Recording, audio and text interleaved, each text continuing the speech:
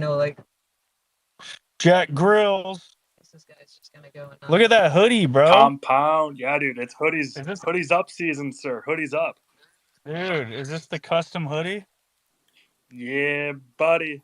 The good thing is it only looks good on this specific window for the PFP. Otherwise, the texture's all sorts of jacked. Still got to learn how to properly texture, but we working on it. We working on it. I gotta say, man, it must be nice not having the Twitter blue because you've had all these dope recent PFPs, and I'm here stuck. Can't change nothing. Dude, it would be nice if I could still get some ad revenue, but then I might have to engagement farm a little bit harder. So it's probably a good thing I'm not Dude, doing that. the guys with what the heck? I'm at the airport. So the guys with 300 million impressions a month are barely getting any money. I don't think we're close enough, but I don't think we got it. Dude, 2 to 3 mil doesn't get you anything. I thought this was supposed to be the new creative economy compound. I thought we all gonna make it here on X. Yeah, dude, I don't know, bro. I don't know who told us that or sold us that pipe dream. I don't know if they. I don't think they'll ever. I don't think Twitter will figure out how to push ads like YouTube. You know what I'm saying? Because YouTube, like, you're watching videos and you're just forced with that thing in your face. But Twitter, like, I see sponsored posts and ads, but I'm not sitting there reading it, bro. I'm gonna just keep scrolling. What if you're screen locked? An ad pops up, your screen locks, and you have to look at that Twitter ad. See, I'd leave the app, bro. That'd be crazy. Dude, we're going straight to zero if that happens, compound. Yeah, bro. I don't know. I don't know what Elon's plan is, but now that it's called X, and now he's talking about finances being all tied into X, it's starting to feel a little dystopian, right? You're gonna be in one app doing everything. You're gonna be paying your bills on X. Your bank account's gonna be on X, and Elon's gonna be able to see all that. Maybe he'll actually implement crypto into X. It'll be a wallet, and everybody getting their Twitter hacked, they're screwed, bro. There's still people using two-factor authentication with Well, text messages on Twitter. compound, if only we had a way to have like blockchain based accounts that the individual owned and we had social recovery systems in place so that I could give people that I trust the right to re-verify who I am. That would probably be too far into the future though. Whoa, dude, you're starting to scare me. It's like that seems a little too advanced for where we're at in this current world. Yo, I just found out, or I kind of just saw, and I commented on Poe's new clone. He went and got a reptile. Um, I guess reptiles, they got an orange background. Bitcoin's orange. It makes sense. It just makes sense. It's some. Is that Poe's reptile, or did he right click save Broccoli's? Like, I'm still not clear on this. Yeah, I don't know. Dude, Oh wait, either I gotta way, go look, huh? yeah, I think we probably should check the chain. Either way, like, Poe is still rocking a CloneX, which, for the meme, if nothing else, is definitely worth it because he's still part maxi, is all it tells me. Wait, Broccoli has a whole different reptile. Oh, but he bought the pirate. Yeah. Oh, So so I he's don't doing a know if, little bit of trolling. yeah, see, I don't know if Broccoli bought the pirate reptile just to, like, complete the set, and then Poe is just like, oh, this will be good. Right click save, your PFP is mine. BTC for the win. But regardless, we're all just happy that he's rocking a CloneX. Let's be real, clones on the timeline. It's always been the goal. So I checked the chain. It is Broccoli's reptile that Poe is now using as a PFP. Maybe this is a psyop because it's a whole different type of fudding when you're fudding with a clone PFP. Then it's like you're fudding yourself. Because his most recent post is like, "Yo, where's the perfume from 2022?" Dude, Did that? I thought the whole thing was by any means compound. Poe is taking it into his own court. I'm all for it. Yeah, dude. Put clones on the timeline, right? That's the whole goal. He unfollowed me when I called him out a few months ago anyway, so oh well. I can't win them all, man. I can't win them all. Yeah, I've called him out too, but it's always fun because I feel like I call things out too. I get called out too. It all works. It just works, comp. That's the beauty of a decentralized community that essentially self-organizes itself. Bro, we're not organized at all. We got clones all over the damn world. Sorry, I got a dog in my lap, bro.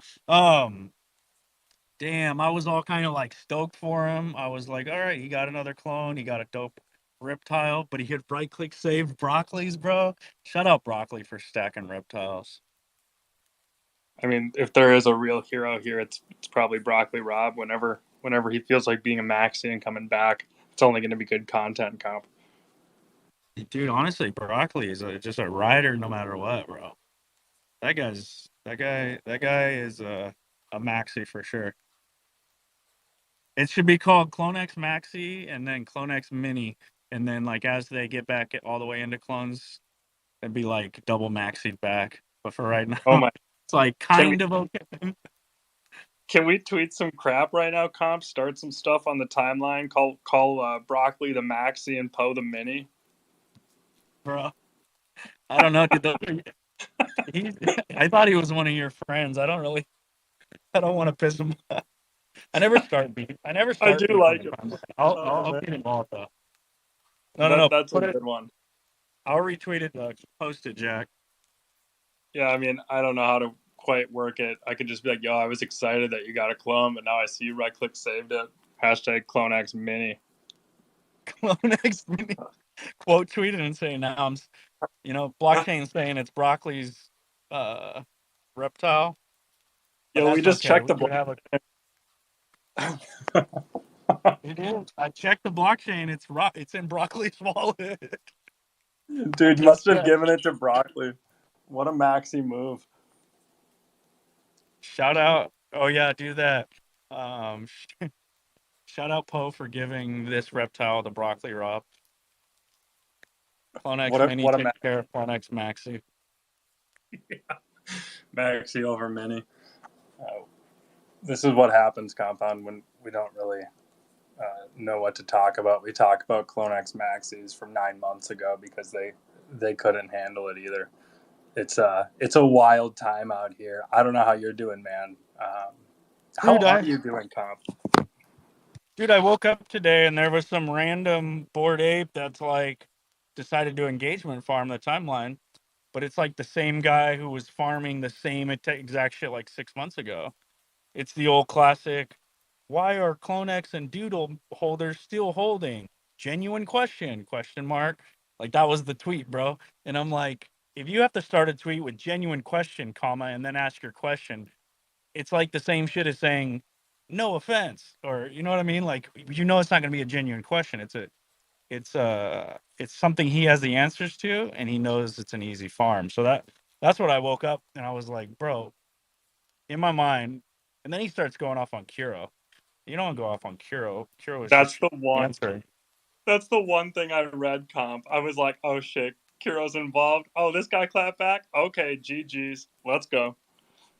And then I couldn't do it. None of the other comments were even worth the time to read through the hundreds of engagement farmed comments that he got. So I didn't bother to comment to just further the beast, because that ape is probably making more money off Twitter and his verified account and all of his millions of engagement farms than any of us are. So why should we get out there and start feeding the beast, except Kuro? By any means, sir. Hit him. Get him. Get him on the timeline. Here's the thing. You gotta be down. Your engagement gotta be down horrendous to go to the old tactics from 6 months ago, bro. The old CloneX Doodle Moonbird farming tactics. Like you gotta be down bad to farm like that. It's past. The time is past. But nah, man. It's funny because I'm pretty sure I saw a post from a few weeks ago that he had bought the top of Azuki and he's down a few $2-3 million dollars. So for him to wake up and farm, decide to farm Doodles and CloneX after like that trade, I mean, come on, bro. Like, worry about your own bags, dude. You're buying the top. This guy buying the top of everything. is one of the most over leveraged alleged high value NFT OTC traders in the world. You know, he's like, they don't even want him inside of like a lot of organizations because of his like toxicity. Like, they rather deal with me than deal with him. That's crazy.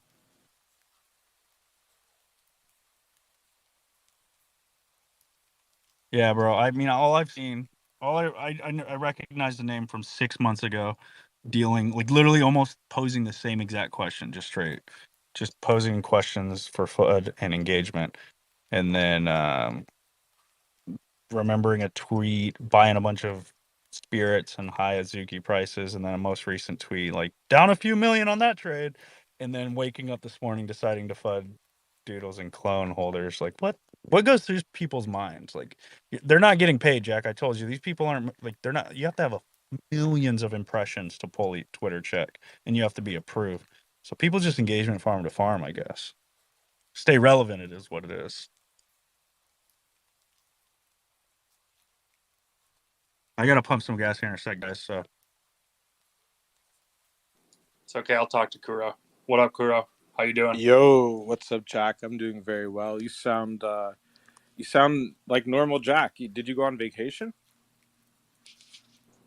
No, I'm just chilling. You know, not much else to do right now out here, Kuro. So I'm hanging out. I'm playing hardcore Diablo 4, doing my best not to die. Because, dude, if you get clapped once in the game, you start over. Level 0. Reset. All items gone. Poof. Wow. So that's how I'm spending my days currently. wait, hardcore Diablo, you just lose everything and die when you die? Yeah, dude. Yeah, it's great. What are we supposed to do in Web3 when there's not like news or anything like that to like give us all those endorphins? We're supposed to like play Diablo on hardcore? Is that what? I guess I'm downloading Diablo. I need to That's feel pretty, something. that's pretty much the play, dude. I mean, you want to go right to the straight core of what like actual gaming, enjoying a game is, dude. You play hardcore, and it's like, yeah, everything you do matters. Your whole only goal is to stay alive, because if you die, you lose hours of everything that you've put into it. And it's like, that's the utility, dude, of an item, is what it can do for you in the environment that you can use it. And so like the utility in Diablo is every item you get keeps you alive, kind of thing. So I don't know, man. I think whatever game Artifact puts out there is going to be epic. And I hope it brings this same level of energy, but like, I know a game is going to take years, kind of thing. And that's totally cool. So I'm just going back to the roots, enjoying digital collectibles the way they're meant to be, which is solo, self-farmed on hardcore, one rip, and it's all over, reset. However, that said, I loved the auction house, loved the auction house that we used to have. If anybody knows about it, I'm happy to turn this into a Diablo space. If not, no worries. But the auction house is sick because you could buy, sell, trade in-game items through the game, and they had a real money feature at one point, but pretty sure that was way too ahead of its time, because that came out in like 2011, and yeah, that was crazy. So sorry, I'm out here getting gas on like almost on a highway. We had a gaming conversation the other night, Jack. I wish you were there for it. This was like last week, but we talked about other side. We talked about like other people in this space that are making games, and when you play games on the level of Diablo, like how far out do you think Web3 in gaming is to even be like comparing to some shit like that, bro? Because I know the level of games that these are, bro. I mean, I don't think we're like that far out personally.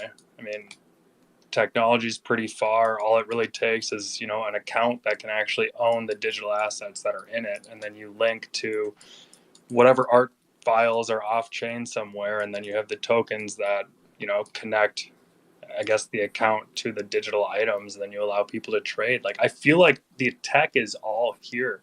And the graphics of all of these games are actually fantastic. And you could even take a 2005 game, essentially, glow it up a little bit. Maybe we go to 2010, like just put something out there that works and it would still be sick. Or you look at Fortnite, you look at Unreal Editor Fortnite edition, like Unreal can do all of that stuff. And like the code is out there. I'm sure there's someone who's open source something. I've never built a game, obviously, like that's kind of crazy. I'd love to try it at some point, but for now, I'm just enjoying the hardcore grind, trying to hit 100 before the season ends. Just to say, when are you finding time? So, bro, I is this a top-down game? It's like a top view, or is it first person? Diablo's top-down, right? yeah, it's isometric or whatever. So so this week I've been in Florida. I've been watching Elle's house and her puppy and her cat. So I had a lot of time to like try some games. So I played 2 top-down games this week. Was Project Zomboid, and then this one that is called Foxhole. It's like a World War I massive multiplayer online game, like with persistent, never-ending war. Like it's one big server that's just this war that just goes on. It's kind of the craziest game I've ever played, and I've played a lot of games. But I'm starting to prefer the top-down look, man. I'm starting to prefer. I didn't know I was playing first-person shooters before, but the top-down's not bad, man. Never played Diablo though. Did you play any like RPG games? I guess like RuneScape or Yeah, so not really terrible. It's a dungeon crawler comp. So pretty much you just look top down and you run around and control the map. You find gear, you level up, you replace the gear, you go to harder levels, you find better gear, you go to harder levels, you find better gear. And like that can get old after a while. So that's why we throw the challenge of, well, if I die, I actually lose the game instead of just restarting the level. So that's how we got here, just to feel something again in this bear market. I have a friend who's like super into Diablo as well, and she's been playing for weeks. Is it online? Are you there with like a bunch of other players, like thousands of other players? Or are you playing solo? I'm playing solo, but it is a social game, so we could roll a CloneX clan together and raid the endless hordes of hell. That would be fire. There's a Diablo 4 Twitter chat too for Web3 people. So if anybody here wants to join that, speak up or DM. They open and we actively talk about Diablo 4. Huddle and I have played. Dude, you had asked a question before. Oh yeah, so I played RuneScape, played a lot of that when I was younger, and then like a few months ago I checked on my account and leveled up a bunch of stuff. I tend to pick it up like every few months. I'll just go play a little bit. I don't play often. And then there was a game called Dungeon Siege. Diablo's OG, like it's been around a long time, but there was a game back in the day called Dungeon Siege that was similar to what I think Diablo probably is. Yeah, I mean, pretty much essentially you just raid dungeons to try and find rare items. And they have like ultra rare, unique items, which are incredibly painful to acquire. Which, like, how cool is that? If you could actually acquire one of those, then yeah, I guess you get to play with it because you can't trade it in this game. But if you could trade it, it's like, hey, I don't want to spend an actual 1,000 hours playing that game to find that item. Like, I want to buy it and I have the money to purchase it. So, like, why can't we sell Grail items in games even today? Like, again, the tech's here. I'm just waiting for that day, man. That's like why I found Web3 in the very first place, was to be able to do that. So I'm kind of waiting for that day. You can sell you found at the marketplace for real money, or is it an in-game money that's traded for real money, or Both, dude. Diablo used to have, where like I sold a mace for $20 USD. That was before. That was like when Bitcoin was. That was probably worth like 4 Bitcoin back then. If only I was aware of the internet cultures. I was too busy playing hardcore Diablo, kind of like I'm reverting to today. But besides the point, I'm well aware of internet culture today, much more so in that sense. So I forgot the question, comp. You cannot trade items for real money in Diablo 4. right now anyway. It's like, I don't think it'd be that hard to make a rip off of this thing in some way, shape, or form, and like integrate a marketplace that trades on a chain somewhere that then links to the user accounts, the universal profiles of the players that are playing the game, to then have an actual economy. And dude, you could even make it all hardcore if you wanted, and then only the hardcore items are tradable, which, like, talk about a token sink, dude. If you rip, everything's gone, reset. Like, it's wild. So RuneScape had a pretty crazy economy built into it. You couldn't really trade for all outside stuff, but people were doing it. But I feel like the reason why these games haven't done that is because it probably opens them up to so much legal, like, ramifications. Like, these digital items now become either securities or people are speculating on them. Like, and you're going to need a whole division of your gaming department that is focused solely on economics and making sure the economies within games stay balanced, and or you'll have corrupt people within the game that are inflating the shit out of the in-game currency or inflating the shit out of the in-game items, right? This is what happened with RuneScape is the gold in RuneScape. I hadn't opened my account since like 2012, and I opened it up, and at the time I had a ton of gold. I opened it up like 6 months ago, and it was like the equivalent of nothing. Like, I had nothing. The gold within the game had been so inflated, it was worth nothing. And the items get inflated like crazy as well. So I Well, guess it. That's the lesson, bro. That's like lesson one. I learned that too the hard way, because I had a Santa hat back in the day, and it was like 9 mil gold, and I was like, yo, I kind of want to keep the cash stack for like when I come back to the game, because like this is a pretty good amount of purchasing power and stuff. So I sold my Santa hat, and then I just kind of logged off for years and years and years. I come back, dude. I look at the Grand Exchange. The Santa hat's worth 150 million. I'm going, holy. And at 15x, meanwhile my gold lost 15x. Essentially it went to zero, and it was just like, well, that was not worth it. So I learned the value of items and provenance and a fixed supply with a crazy high demand, where you can inflate the total amount of gold supply, which then, crazy amount of demand, really small amount of supply. People pay more and more and more of the thing that's inflating higher and higher and higher to then acquire the fixed supply item that has provenance in the game. And it's like, that's essentially what NFTs are. That's essentially what digital collectibles could become at some point in time, depending on the world or the universe or the ecosystem that we build around these things. And like, that's the day, like, I think a lot of us here today see, like, there's a lot of amazing people in the audience. So, like, thanks all for being here, hanging out. Jump up if you're interested in this, because I'm curious to see where this goes. But like, that's where this could go, is like, you know we have the provenance, we have to build the ecosystem around it. Everything that we use to trade this stuff is probably going to be inflated over time, and there's never going to be more than 20k clones, just to use an easy example. Yeah, I totally see it. Like, our IP is unbeatable. So many new people will come into this space and make games with the IP. That's what I'm waiting for. I mean, Vision's doing it. Did you guys sign up for that?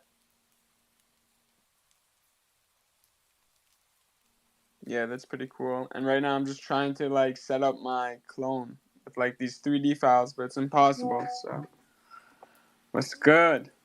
So, Jack, on your point, what up, secretly? How you doing, bro? POV Curo. I had a reply for Jack, but my ADHD brain started talking about lightning because it's storming over here.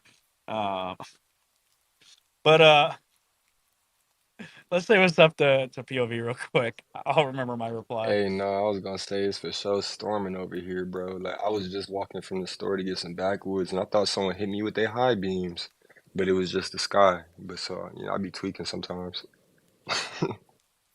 Great lightning, bro. So Jack, what you're saying is my U.S. dollar is inflating like crazy. right? And I need to put it all into things that have a fixed supply, like Santa hats and CloneXs is what you're. Hey, I don't know. Elle gave Don't me that one. She gave me the alley oop there. don't touch the Santa hats comp. They are liquid AF and super highly illegal to trade because they will take your account from you because you do not own your account. Jagex will steal it. But for real though, things like Bitcoin. I mean, I'm never gonna be up here being like, take your US dollar and put it into NFTs. Like, no, only buy NFTs with your money that that you can lose, or that you've set aside for this. Do not take your money and put it into this space other than Bitcoin. Bitcoin has a fixed supply. What do we think about that, Jack? That's amazing. Fighting a big bear. I'm also a bear druid comp. I had to fully embrace this bear market by literally becoming a were bear that slams the ground and makes waves of earth shatter everything in my path. It is amazing. What do I think about Bitcoin? Bitcoin is the original. It's the thing that started this movement. It's the thing that caught on and started this movement, I guess. And like that is the store of value of this ecosystem. It is essentially digital gold, and it is amazing for storing value and doing peer-to-peer payment in that sense, in like a big weird way. But like those are my thoughts on it. I don't really own any, I don't think, and I've never actually had Bitcoin on a wallet because I'm bigger into Ethereum, because I view it more as the programmable world machine. Whereas Bitcoin's sick, store of value, cool, great. However, I think that uh, Ethereum is just cooler, and we all know my other preference as well. Viva la universal profile. Dre Millie, Yo, what's the news? that's what I was doing. I was watching Mondays, like I said before, Market Mondays usually comes on from EYL, the people I was working with before, and they do a lot of great, actually, conversations like this that you're speaking about right now with Bitcoin, and we'll talk about more stocks and things like that. But I'm checking in with those guys to see what the latest was because I'm sick of the bear market hitting me with earth-shattering shockwaves and tearing my life apart. So that's pretty much it, man. How was the weekend there in Florida? And storm's been raining, bro. A little bit of storming. I just been hanging out. I was telling Jack that's what this conversation kind of started. Is I had a bunch of time to just play. I was just playing games because it was raining. But we started talking about this in-game currency within RuneScape that had inflated so much that it worked. But they had a fixed supply, actually went up in value. So we got into talking about fixed supply assets, kind of Bitcoin, and I mean, we could kind of relate it to a lot of the ecosystems that we're in. If we're just speaking on digital collectibles based on Ethereum, like it's one of the reasons why I'm kind of a CloneX maxi within this ecosystem is because I know 20,000 clones that verifiable on the blockchain. So I try to stack those. It's a smaller number. Stack Bitcoin and I stack clones because fixed assets. It makes sense. I'm just waiting for these video games to create that same RuneScape type of financial system utilizing cryptocurrency, man. I had a lot of these conversations this weekend when I was riding my bike and I was talking to the homies while I was riding. Pause. That sounded crazy. While I was riding, pause, and it was just having these conversations come out of nowhere. You know what I'm saying? And having these discussions about the future, the financial future, and cryptocurrencies and Web3 and how it's all wrapped together. And then, of course, that went into the whole NFTs, artifact, Nike conversations, and utility. And it just kept, these rabbit holes keep popping up, man. So, yeah, I can definitely do this. I wonder why my thing keep just waving for no reason. Eli got me out here rocked out. But, yeah. it's an interesting time, man, for real, because I think a lot of people are looking forward to jumping into these new eras and processes, and especially with BlackRock jumping in with the ETF situation of Bitcoin and the government now being so pro everything crypto. A lot of the guys who were like anti are now like, yo, yeah, so Dre, what's going on with that, man? I saw this come up in my news feed and da-da-da. I'm like, bro, trying to talk to y'all about this since 2020, and now the government's speaking about it, and it's all a good thing. So I guess all whales that end well, you know what I mean? And trying to look positive in the positive direction about all of this, for real. Yeah, but they just threw another curveball at us. Whenever they put us on a high, they throw something at our feet, so we slip. Did you see that? Like Coinbase got hit, saying like everything except for like Bitcoin is security. I don't know. That was like the FUD of today. I kept on seeing on my timeline. I saw that too, but I thought they tried to hit us with that before, and it didn't work. It's like they just try to revamp it. Yeah, it was in June, but I don't know why I keep on seeing it on my timeline today. Like, this is the news I'm seeing. It seemed like engagement farming to me, like somebody trying to get some views. That's what I hope. And don't worry, man. In a week, they'll say, oh, never mind, we're just playing. Go for it. They won't be able to do that, though. Like, do you know how long it's going to take them in court to even get that, like, passed? Like, yeah, I mean, they're just trying to collapse the system. You know, they want to take down Binance, and they're not taking down anything. They need to go take down the guy that they already have in custody that's been scamming people that just did the base scam. Like, SBF is sitting there in his parents' like $3 million palatial mansion, just fucking scamming people out of like, what was it, 2,000 and some change Ethereum. Like, why does that guy still have internet access? Why can Tiffany Wong go over to his house and hang out with him and he's doing TikTok dances? None of this stuff makes any sense to me. It's like mental illness is now the de facto standard for this planet Earth. People are telling me the Earth is flat like they've never been in a fucking plane. Like, I don't get it. Like, what happened? Where did we go wrong, guys? This has always been this way, man. Nothing changed. We just get to see more of it happening. It's always been this way. This is why everything should come on the internet. Men in Black, bro. How is Tiffany Fong doing all this work, though? How she ended up everywhere with all of these people? That's what I want to know. That's the big question of the day. Tiffany Fong, who are you? Where the hell did you come from? How are you doing this? I met her inside of in Vegas at the Skate the Gallery event. She came with my friend Jen. She's pretty cool still. I didn't appreciate her showing me all the stuff that she showed me, but you know, I was just trying to be friendly there. I kept on walking away from people to go and enjoy people's skateboarding. What she show you, Kira? Talk to them. What she show you? Share with the class. What she show you, bro? It was the craziest messages ever from the Sam Banks guy. That guy is definitely a plant. Okay, all of that shit is planned as far as I'm concerned, because no one could talk that crazy over text message and just be like cool with it. Like, that guy's psychotic, man. There's something wrong with him. Carol, I'm convinced that SBF he's covered by the government, bro. He's covered by the CIA or something. There's no way any normal person should be getting away with all the shit that he got away with. He's got coverage, dude. And he is not afraid to do another scam with Bald. You can tell. He just doesn't care. What's wild is that he was actually a part of what happened with that. That is mad nuts. It's crazy. Bro, he actually laid it out in a 2021 tweet. That's like the craziest part about it. Is like he laid out how he would execute something like this. And how it was easier than building a brick and mortars business. Like, this guy is literally like a sociopath. I don't understand how he isn't in like a prison. Like, it doesn't make any sense. Wait, yo, pull him up on stage real quick. I have his phone number. I could just call him, man, but I don't want to call him, man.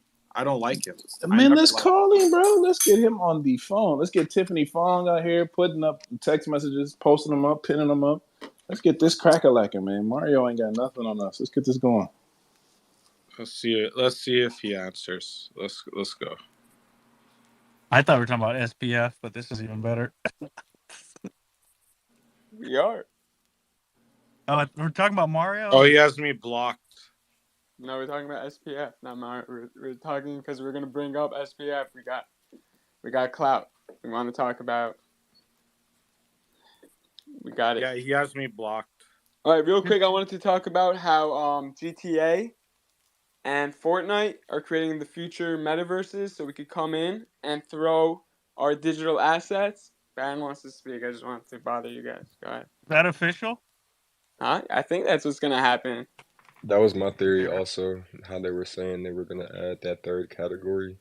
I had been talking to a few people about it, but I definitely think that because they have the story mode, they have online, I think the new category is gonna be something along the lines of creators mode. The next game we're talking about. Yep, exactly. You know what's wild, man? When all this stuff started happening in 2020, we saw VV and all that shit cracking off. I was like, how the fuck does this make any sense? That people are selling Todd McFarlane Batman for $10,000. It makes no sense. And then I had a conversation with my brother because he was the one that got me into it. And he was like, man, I just don't get it. I was like, yo, stop trying to make sense of it and just go with it. If you see it's happening, let's do it. And now our entire reality has turned into this VV experience where we like, yo, how the fuck does this make sense? Just say, yo, let's just do it anyway. If we see it running, let's run with it. If you see a group of people taking off down the street to start running, you're not gonna ask questions like, yo, what's going on? You're gonna get your ass up and start running too. So let's run with them, man. We got this. Baron, what's cracking like it, man? Yo, just saying what up. I was wondering, is FBF, is he coming to Basel party? It's what I was thinking about right now. I just want to make sure to meet the guy. Actually, I don't want any fucking contact with that guy. Even though, like, a sick part of me would like to talk to him, I don't want to associate with him. He's a plant. What better way to suck liquidity out of the U.S. than just to fucking rug crypto over and over again? You know what I mean? So if they want to mess with it, they're going to mess with it, but nothing we can do about it. I had a third comment, but that's all I got for now because I forgot it. I think I have that ADHD thing you're talking about, Compound. I don't know what that is, but a lot of the times you mention it, I get the same. I have those same things, and then I've been seeing on Instagram lately, all these things are popping up like ADHD. I'm like, get out of here, dude. I know I've been having it. Bro, I saw a video how to cure it, and I didn't save it, bro. What the fuck? Dude, it's probably all made up too. I know I got it, but it's probably all made up. No, they're pushing ads, dude. They want everybody all drugged up and whatever the heck they're selling. They're pushing ads. No, so literally, I could be talking and then a flash of lightning will go, and I forgot what I was saying. So maybe I'm just forgetful. You know what it is? I'll tell you what it is. Too many concussions. Rugby, football, just concussions. At the time, the coaches are telling us, hit with your head, lead with your helmet.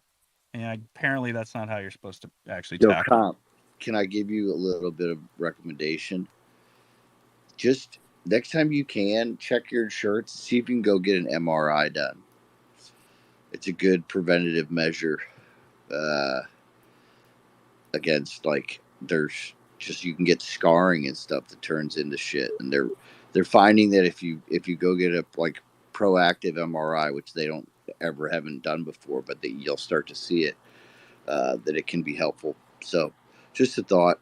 I did it because I had like 5 concussions as a kid, fell out of trees, and then others from football, but the one from the top of the tree hurt. Actually, I don't remember shit.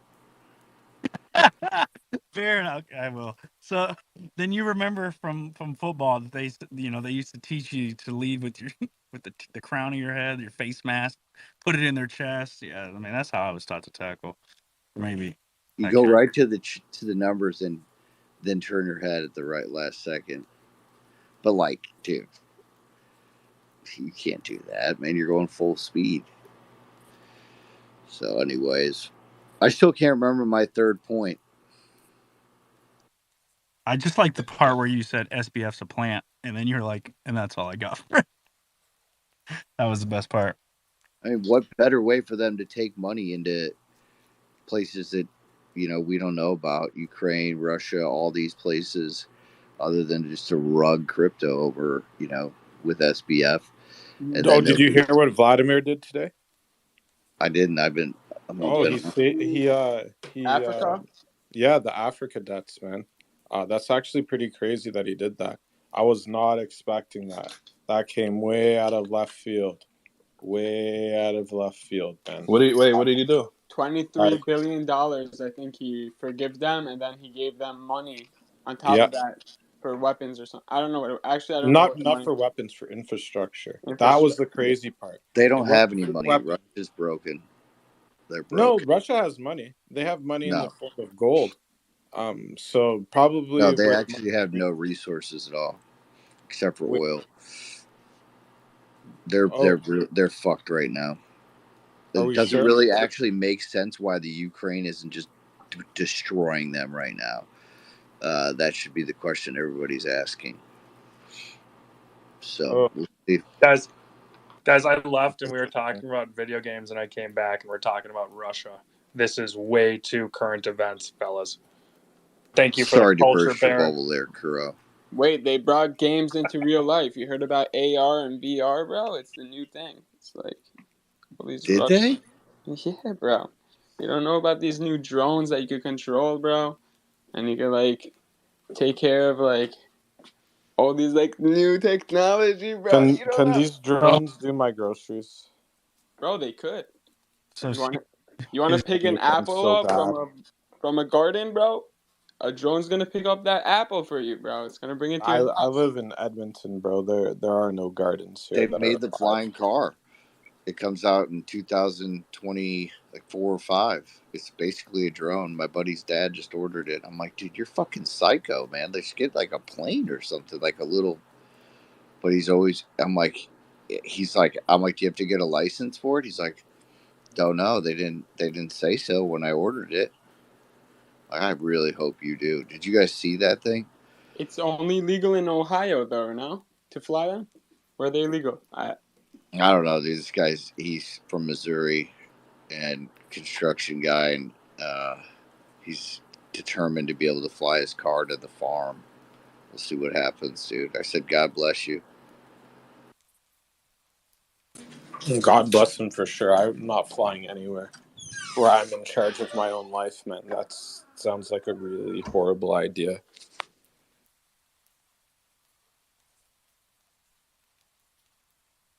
So secretly said GTA 7 is going to be the real metaverse. So 6 is just a wash or what? Said the next one. And then the next one he's talking about 6. Oh, so in what point are these NPCs going to have some AI plugged into them? And then how long after that do the NPCs start to realize that they're sentient? Because I just saw a video recently that this game has AI plugged into their NPCs, and the person was going around telling the NPCs that they're in a video game. Like, hey, just so you know, this is a video game, and you're an NPC in the video game. And their responses were hilarious because they're AI-powered NPCs. So I don't know if you guys have seen the video, but half of these NPCs started to ask questions, and they're like, wait, so this whole world is not real? Like, this is a video game? He goes, yeah, and you're an NPC in it. And they start to have this realization in the game that they're not a real person. So do we know GTA 6 is going to have NPCs? Because that's or AI NPCs? Because that's probably the only way I'm playing. Because I need to run around telling NPCs that they're in a video game.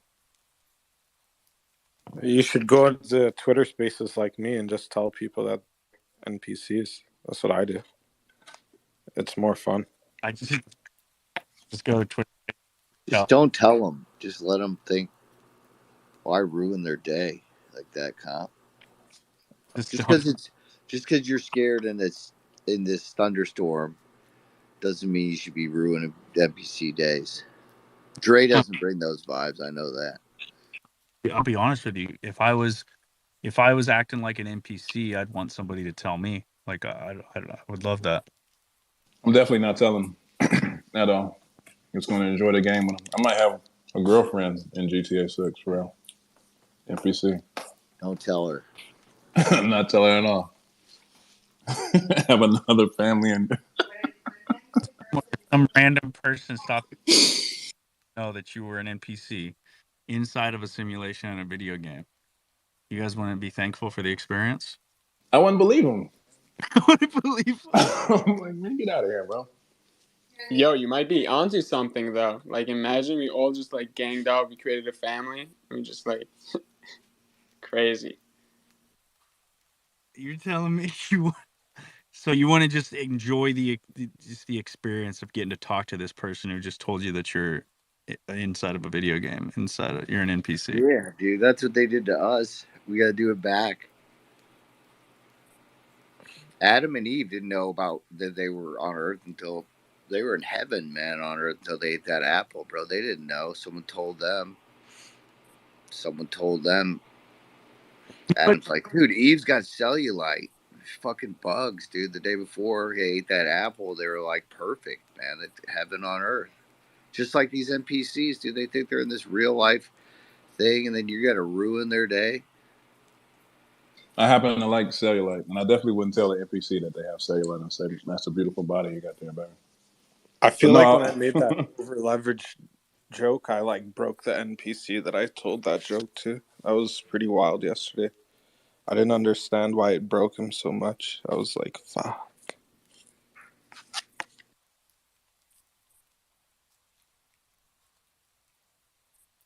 I just want to say that I appreciate everyone here.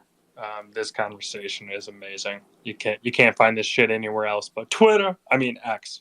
We are all Xers. Exercise. Man, I gotta call my ex. You guys are killing me here.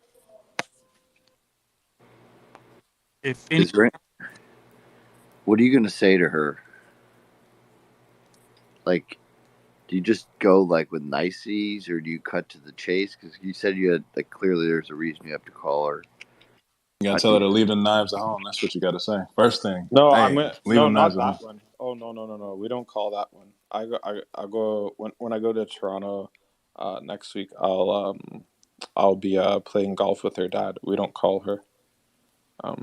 We don't call her. You got to be careful here. Okay, guys. Yeah, what I was gonna call and tell my other ex was that she's an NPC and see if she glitches out.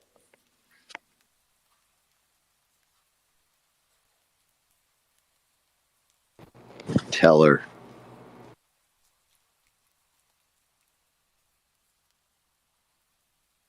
So what's the fine line with all of this stuff, though? So say we get GTA 6, we selling drugs, we robbing banks, we coming up with real cryptocurrency. Like, how is that not illegal to do in the game, but it is illegal to do in real life? Like, where's the line drawn with all of this? I think the line in the sand was crossed a long time ago when they let SBF roam free amongst the rest of humanity. I don't understand it. Like, okay, so this guy like basically vanishes like $400 million, but the consequence is he gets to go home and make TikTok videos and hang out with politicians and like reporters. That's like pretty wild to me.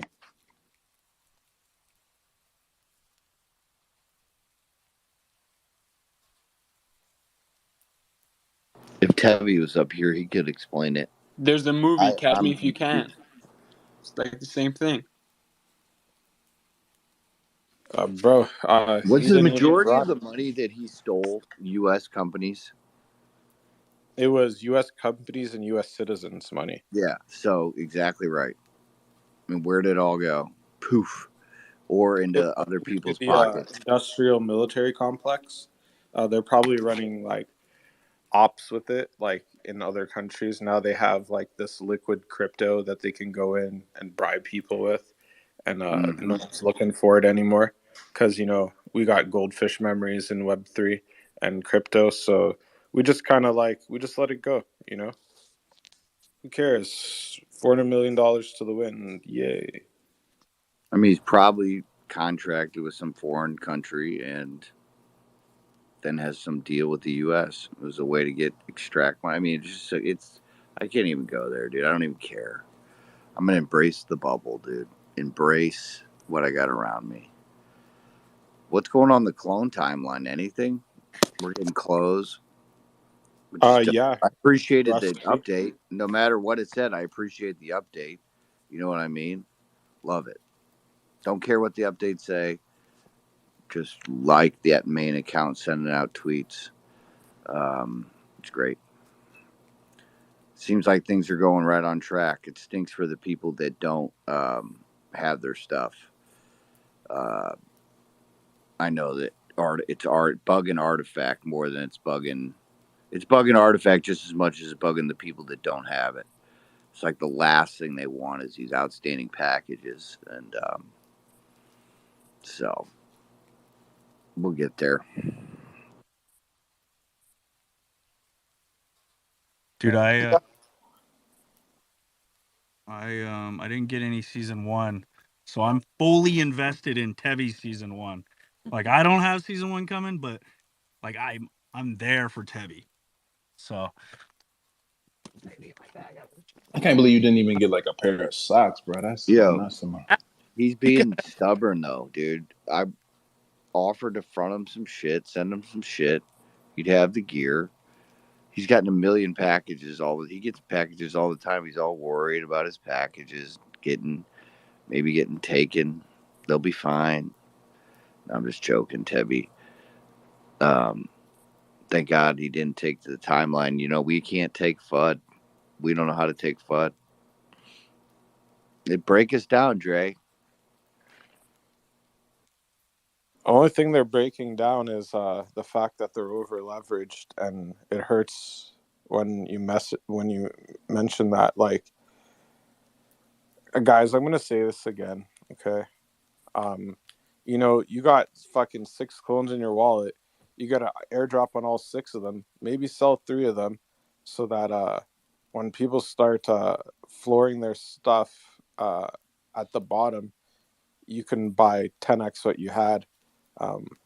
And reap the benefits or whatever, and always remember to move the ETH off of the wallet that you have your clones in, so that just in case there's no ETH in there, so that people can't transfer out your NFTs if you click a link. Especially if you got a mutant ape or a bored ape, you're more liable to go click random links. The other day my buddy got drained for 3 mutants, and then he bought them back. Because it didn't drain his ETH, it just drained the fucking NFTs. So that, and the mutant apes are at like 5 ETH, so it was like he was just like whatever. Yeah, bought them back. It was pretty funny. Yeah, I know that's like, hey, yo, you brought up a really good point. We should just do an airdrop to clones, because we don't even have to make them do anything until like 2025 maybe at this point, and then we just floor them, bro, and we're all up. And we'll get a run up on clones, dude. This is dope. Can we run this up the ladder? It's airdrop season. It has to be. It's summer.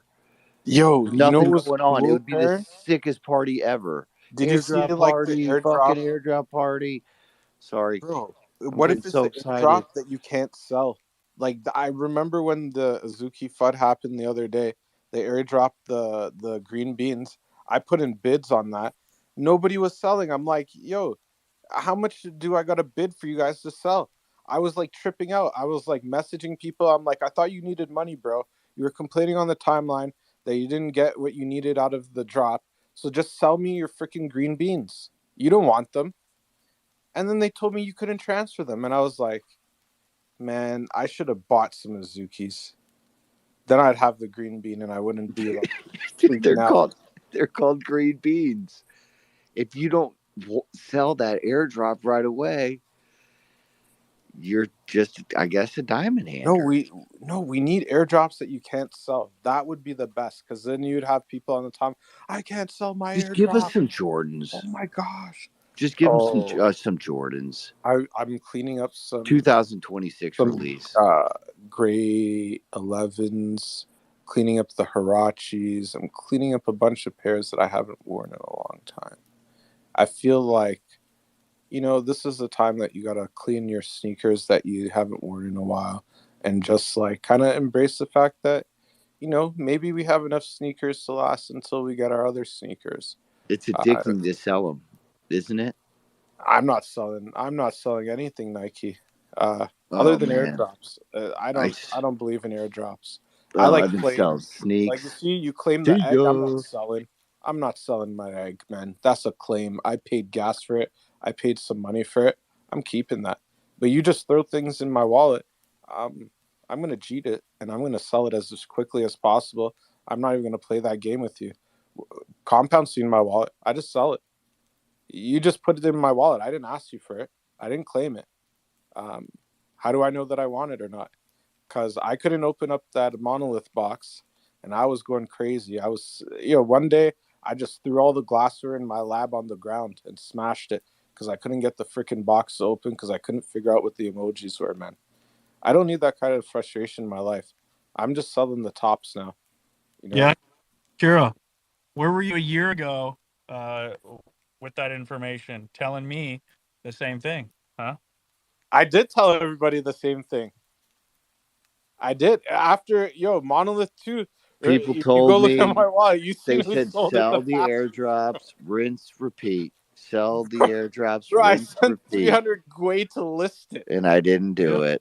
And it's okay. Gwei was 25 Gwei, and I put 300 Gwei to list it, bro. Fire up the freaking plane. We need an airdrop. That reminds me. I should be buying Monolith X's right now, shouldn't I? See, this is the thing. I didn't get the Monolith X inside of my wallet because I didn't have the required coupon to get it. So I had to buy my coupons for way, way cheaper than all of you guys. I seen what people paid for the Monolith 2. Couldn't be me, man. Could not have been me. And then I sold the shoes before. They haven't even shipped yet. Dude, ask Baron. Baron remembers. Jack might remember. I think it was probably in Clonespiracies. Like, I first started hopping in spaces. I'm like arguing with random clones about this topic, and I was like, "Yo, you should just sell the airdrops. Like, if you would have sold the airdrops, you'd be up pretty good right now." And I've been saying it. I don't practice that though. I keep my airdrops, but I'm in a different position. Keep my airdrops. But well, yeah, you'd be in an even better position right now. You'd have twice as many clones and quite a few more side quests to. Hindsight's 2020, motherfucker. I don't. No, bro. I've been through it with Bored Apes, bro. Bro, the dogs hit the wall. I know. I didn't sell immediately. I could have got 20 ETH, a freaking ape dog thing. What the hell am I going to do with the dog? I have the cutest dog in the universe sitting right over here, just staring at me like I'm an idiot all the time. I don't need another dog, okay? They can keep their dogs.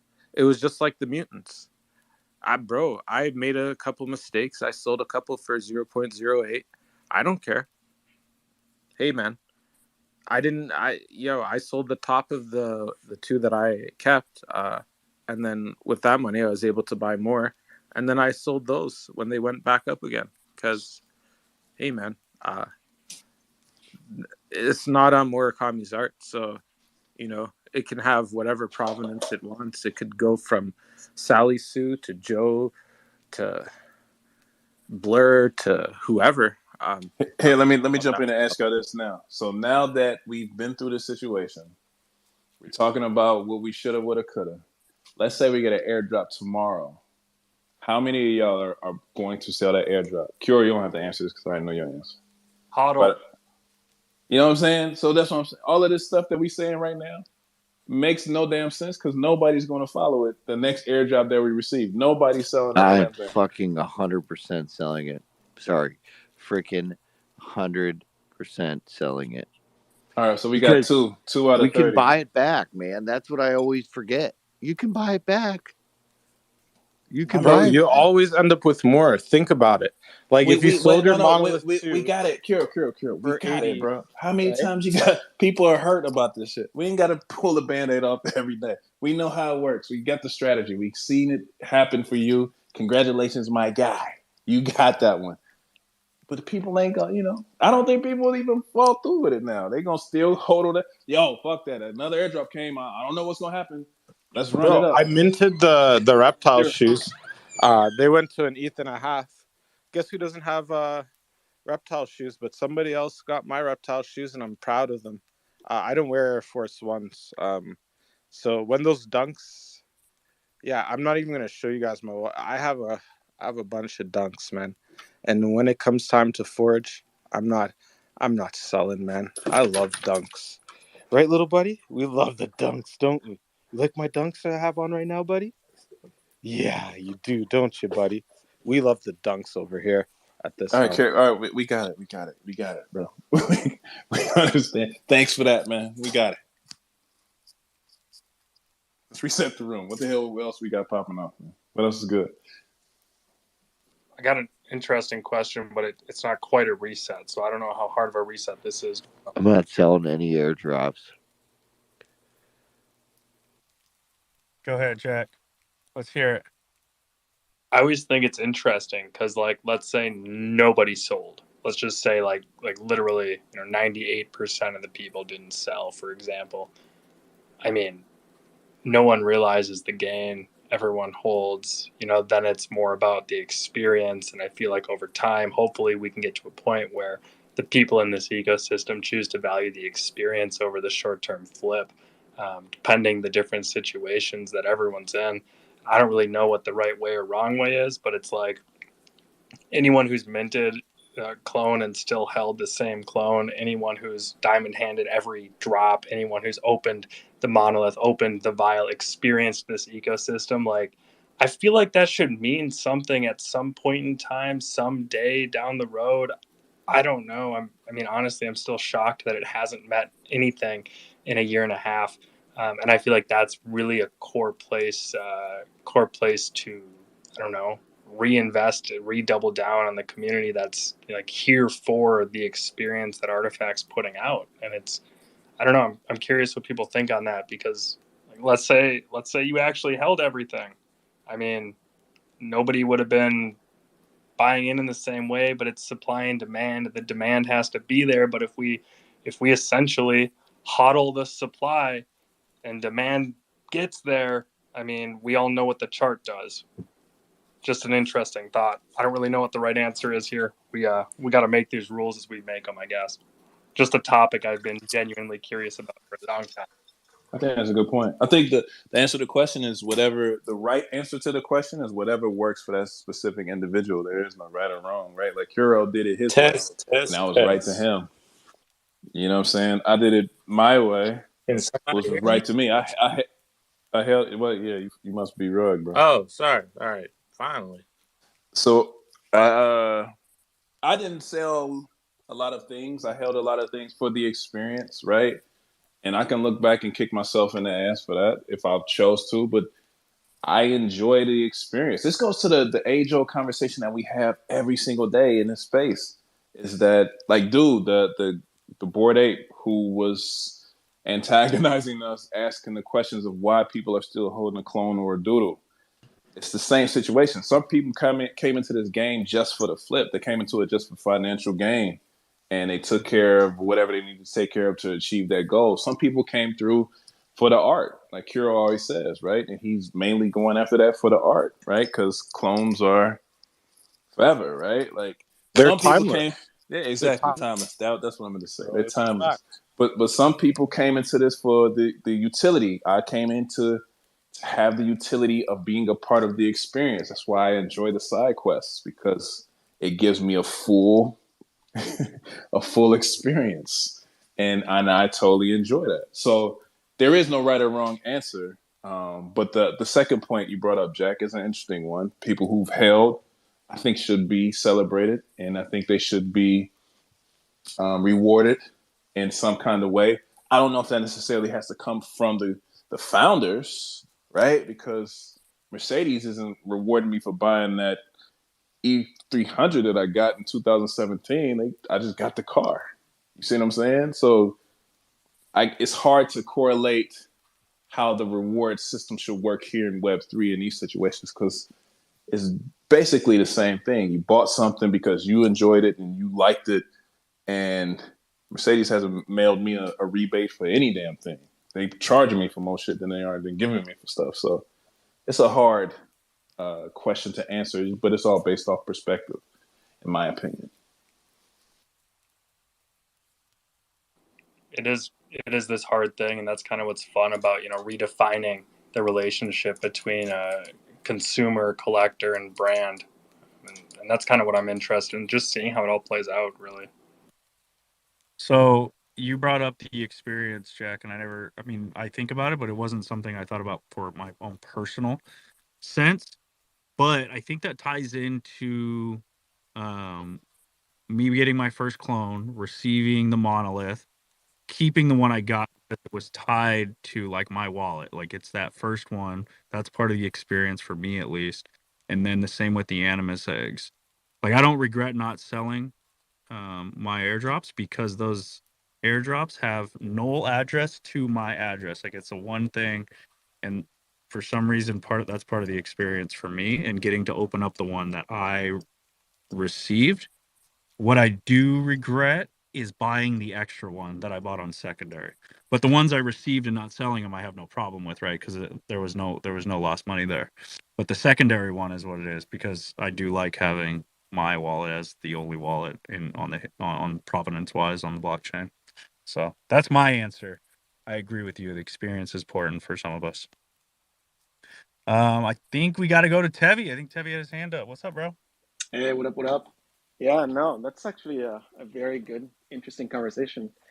I guess my 2 cents on the whole experience versus longevity and in as a collector, and do you get rewarded? Do you not get rewarded? I really think about it as more of a call it like a reward membership system, right? So you buy the asset, whatever it is, or the good. The longer you're in the ecosystem, and so kind of relating this back out of NFTs, really what you get is first dibs and access to whatever's coming next. And that's when I think about reward and rewarding loyal, and I'm going to say customers, because that's the way I see it, collectors. It's because you spend the money up front, you get into the ecosystem, and now you get the opportunity to be the first in line for that experience that's coming next. So to me, it's really more about the experience now. As we kind of, and I think about the stock market too, right? Always relate everything back to that. But the longer you're in it, you realize that, yeah, there is an opportunity. I don't think it's one or the other. I think there's an opportunity to obviously make some money along the way. And, more from the casual, like, I don't think you should look at this, and this is just my opinion, as this is how I'm going to get super wealthy. But there's probably a way for people to be able to continue to purchase the things that you want by taking advantages of those peaks and valleys, right? So to Kuro's point earlier, if you get the airdrop and you sell it right away, it's like anything else, right? Like you have a bull market, things are hot, people are excited, price goes up. Well, if you sell towards the top, you know that on the flip side of that, at some point, sentiment shifts and it's going to come back down. Everything goes in cycles. So if you're not attached to the idea of like you might miss the absolute top, sell the airdrop. So how do I think about it like longer term now? Like I guess lessons learned, hindsight 2020 is I have multiple clones, and everything that I buy, I try to get 2 or 3 at least, right? Like the one that you care about the most, like that's represents you or whatever, that allows you to participate in the journey, because we're here for the journey. At least I'm here for the journey.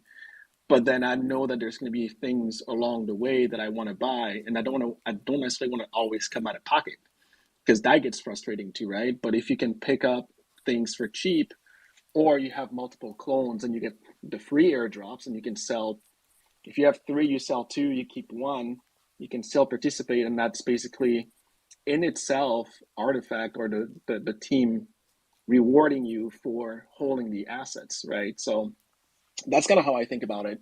I don't think it's one or the other. It's gonna come down to like, what are you trying to accomplish? And the goal for me ultimately is participating, but also want to feed that habit without necessarily having to come out of pocket every single time. So in this whole bear market and everything else, that's what I learned is have multiple, like, take it, like, don't, when people are freaking out and prices are low and you're like, oh, is it, I'm like, oh, if you did your research and you know that you're here because you believe in the vision and everything, there is no reason why you wouldn't pick up anything extra when the prices are like, super low, because eventually it goes back up, or you can trade it for something else when it drops, and that works out. But yeah, that's what I got for now. At least that's how I think about it.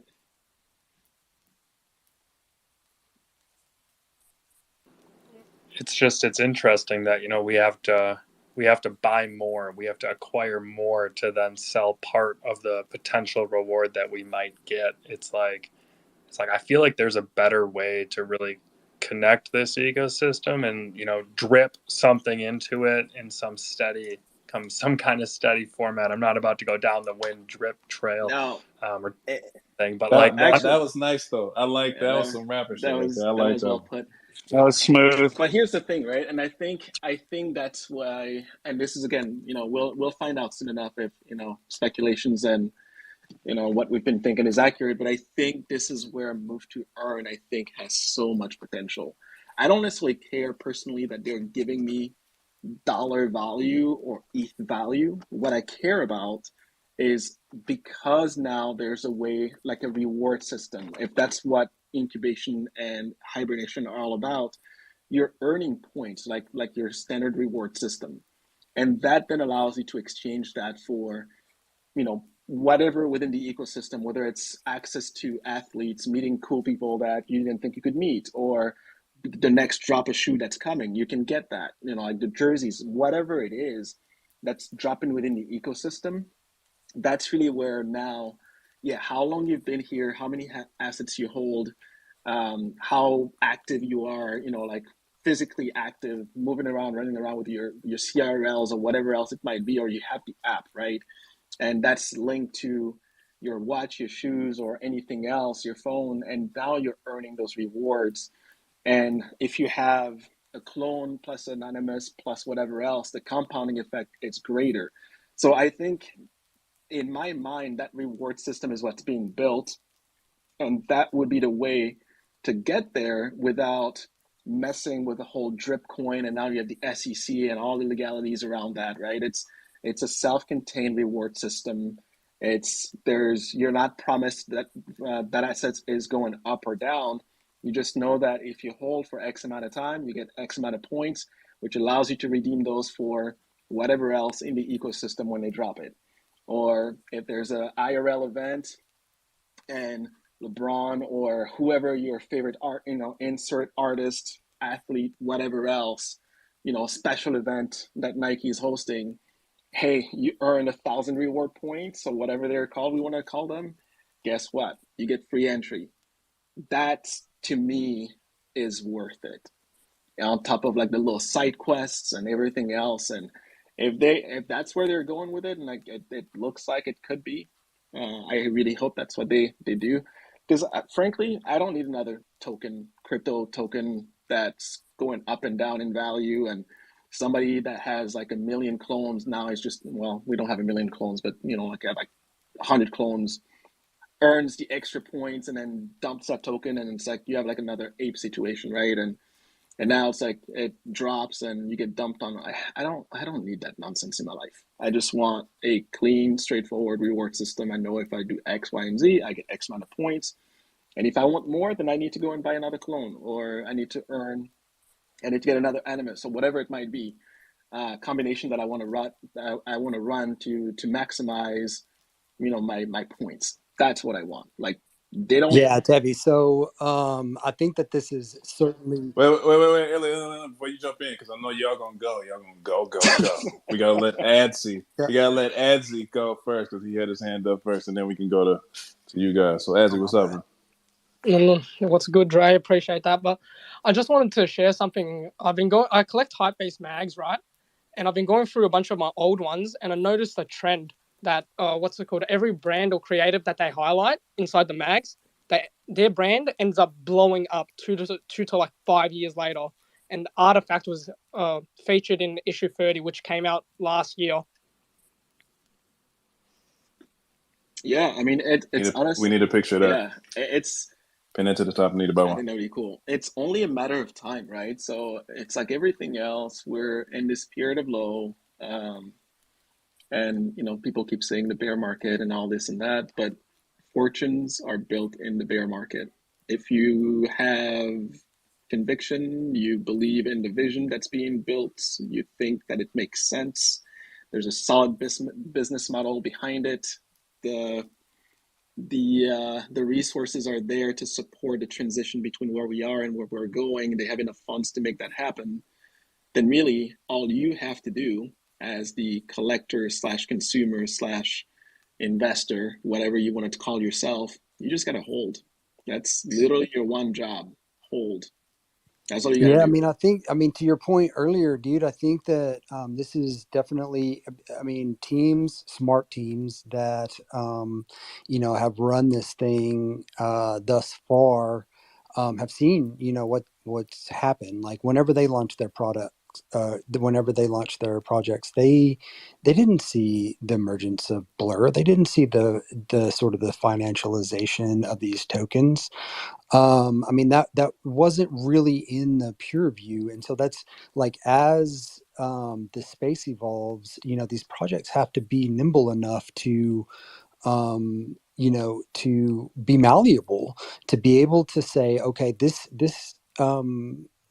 environment that we find ourselves in right now is very different from the one that we foresaw whenever we launched this thing. So we have to do something about that, right? Like we have to be smart about it. And like you were talking about the reward system, Tevi, I think that this is a solution that all the top tier projects that I know of are trying to wrap their head around.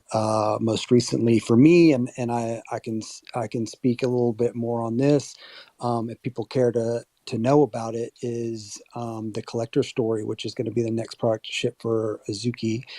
And I've been in close contact with the team about this because it's such an important aspect of why I'm in this space. And it just so happens that some of those dudes like what I have to say and want to hear about it, and that goes to the very top. And so the collector story is going to be all about sort of an equation of what you have in your bag, right? And how long you've been around. And,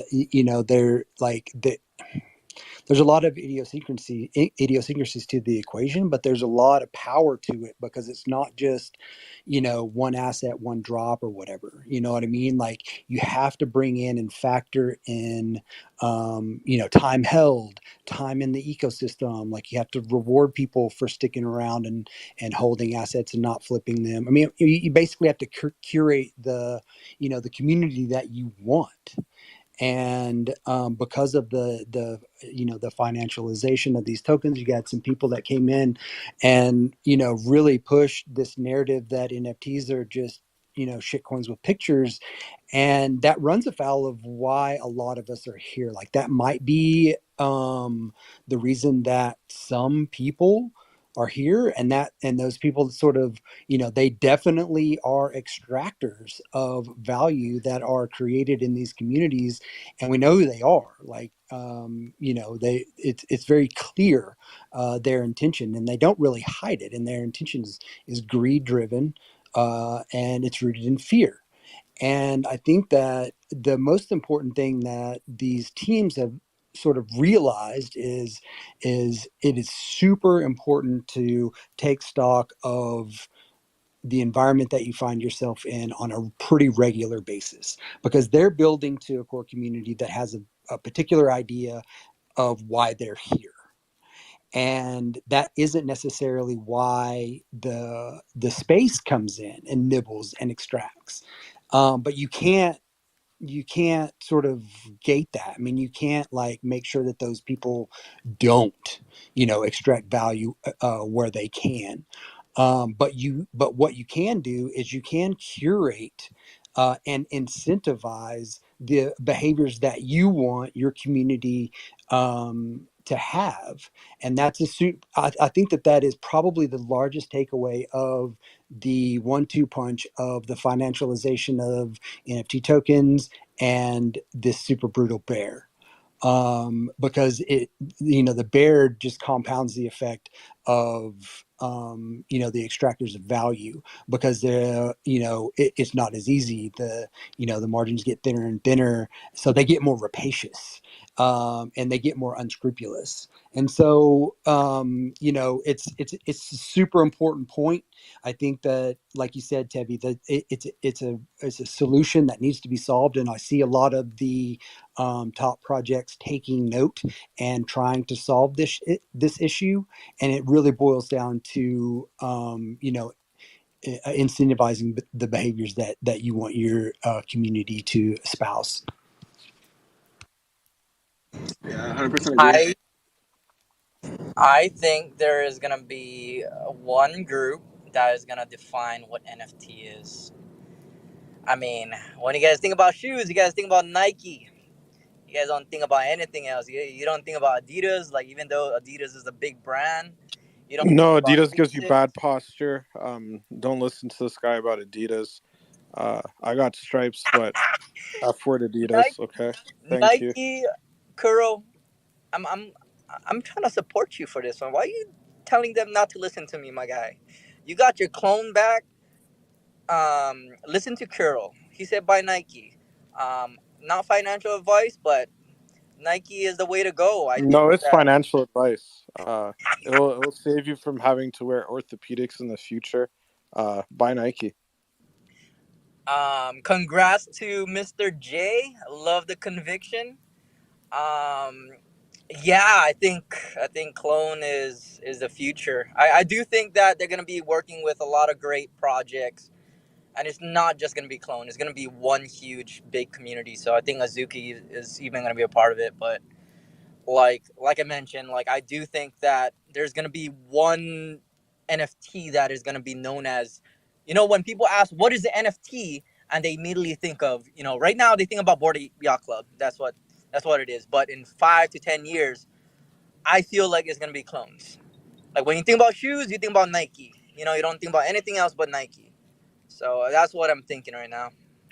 Yeah, That was one of the most solid takes that we've ever gotten from Subscribe, man. We gotta put that in the history books. Clap it. Let's go to the homie Shadow. What's good, bro?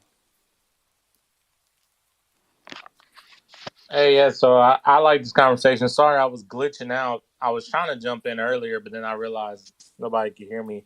I think my Wi-Fi or something was going on. So I'm gonna take it back quite a bit. Sorry, but got to go to the Dre Millie question. If you get an airdrop, what are you gonna do? I think it's fair to just say that I have to be honest about my position, which is I recently joined. On a scale of y'all's time frame in crypto, I've been here for like a year already. But I recently joined. You can currently buy the whole ecosystem. I mean, the floor of everything Artifact offers, aside from the Remoa, right now for about 6K. And that I'm talking the egg, the ship, the echo, like all that stuff. You can buy the whole package, Artifact package, for about 6K right now. So here's my thing. From a person on the other side of the fence, because I don't feel comfortable giving my opinion on y'all's side of the fence, because I didn't go through the hills and the valleys and all that stuff that you guys went through. I know what it feels like because of crypto, and I know what it feels like to round trip something. But the difference between crypto and NFTs is when I round tripped it Matic, I still sold off a piece of my Matic, and I'm still holding some of my Matic that I bought initially, right? You can't do that with an NFT. You got a choice with an NFT, and that choice is pretty much you can have the fun, quote unquote, or you can have the wealth. That's pretty much it. Everything's tied into that NFT, which, in my opinion, is what makes it so, I guess, I guess that's what makes that's in my opinion is what kind of gives it that difference from any other thing that I guess you would see in real life. But my answer to that is I would hold because I think right now, and not financial advice, I personally think we don't know enough about the things that we're holding in the future of Artifact to know if it is a good sell or not. I mean, maybe right now is the top and anything else after today is going to be just below the what the top is today. We just don't know. One thing that I do know is that Artifact has offered physicals. This is kind of what Subscribe was talking about, and you guys have on the way some historical shoes. I think if I was like a betting man, I would say that if anything, everything is everything could probably be cut out of your holding other than the clone. The clone is pretty much a ticket to everything in this ecosystem. You can still get shoes, and if you choose to, which I don't recommend, you could sell the shoes and still keep the clone. You can sell the remote bag and still keep the clone. You can sell the egg and still keep the clone. Do I recommend doing that now? No, I recommend accumulating.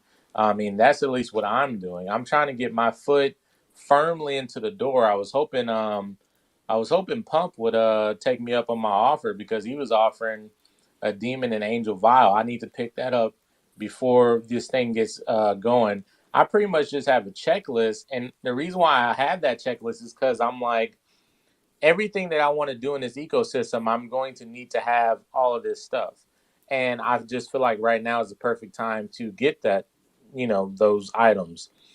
As far as when it comes to selling, I'm the type of person where I just think about it rationally. What that I'm holding is able to be cut, and what am I holding that is not able to be cut? As of right now with Artifact, I don't think there's anything that's left that has not been forged. I don't think you can answer that right now. I don't think you can answer that for the Monolith X, for the Animus, even for the clones themselves, or the vials. The reason why is because we don't know what they can do.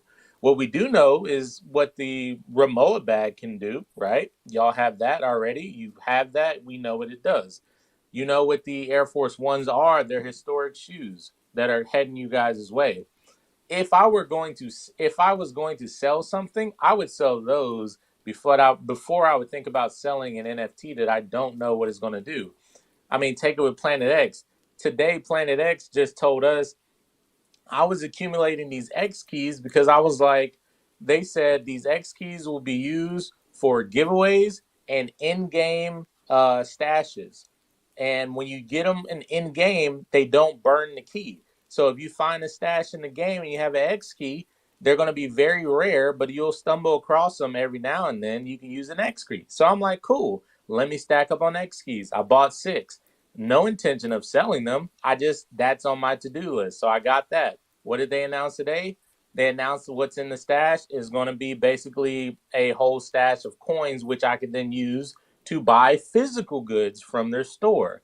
If I was going to be looking to sell something, I'm not going to sell my X key. I would sell something that I buy from the physical good inside of the app when the game is launched, like Nike shoes or, Meta sports team, like that type of stuff. I think when it comes to Artifact, just throwing my 2 cents in there. If you are looking for something to sell in the near term, I don't think you should touch any of the assets because I think you're going to be playing with fire. Like, yeah, you can buy it at a cheaper price, but as far as selling for good, I would not recommend playing with that fire if you are in need of money or you want some liquidity to add to your portfolio. I would recommend take advantage of the offering that Artifact gives you, which is all of the physical goods. Buy multiple, maybe buy one to hold, one to flip, one to trade. That's kind of how I do things. I just want to throw my piece in there. I don't think if we get an airdrop tomorrow, especially if we don't know what it does, I don't think it would be wise to sell it. But I'm not saying you're not going to make it back. I just don't think it would be wise to sell it. That was it. I think people in the future is gonna respect the process. Meaning, like, like these people that have been purchasing shoes that are limited edition, they have to stand in line and go through the whole process of trying to get the shoes that you can't get anywhere else in the world, right? So I think for us, we are going through this process and we don't understand it, and a lot of people are gonna sell for cheap. And later down in the future, because we went through this process, some of the things that we have purchased is gonna skyrocket. That's just opinion, but I don't know.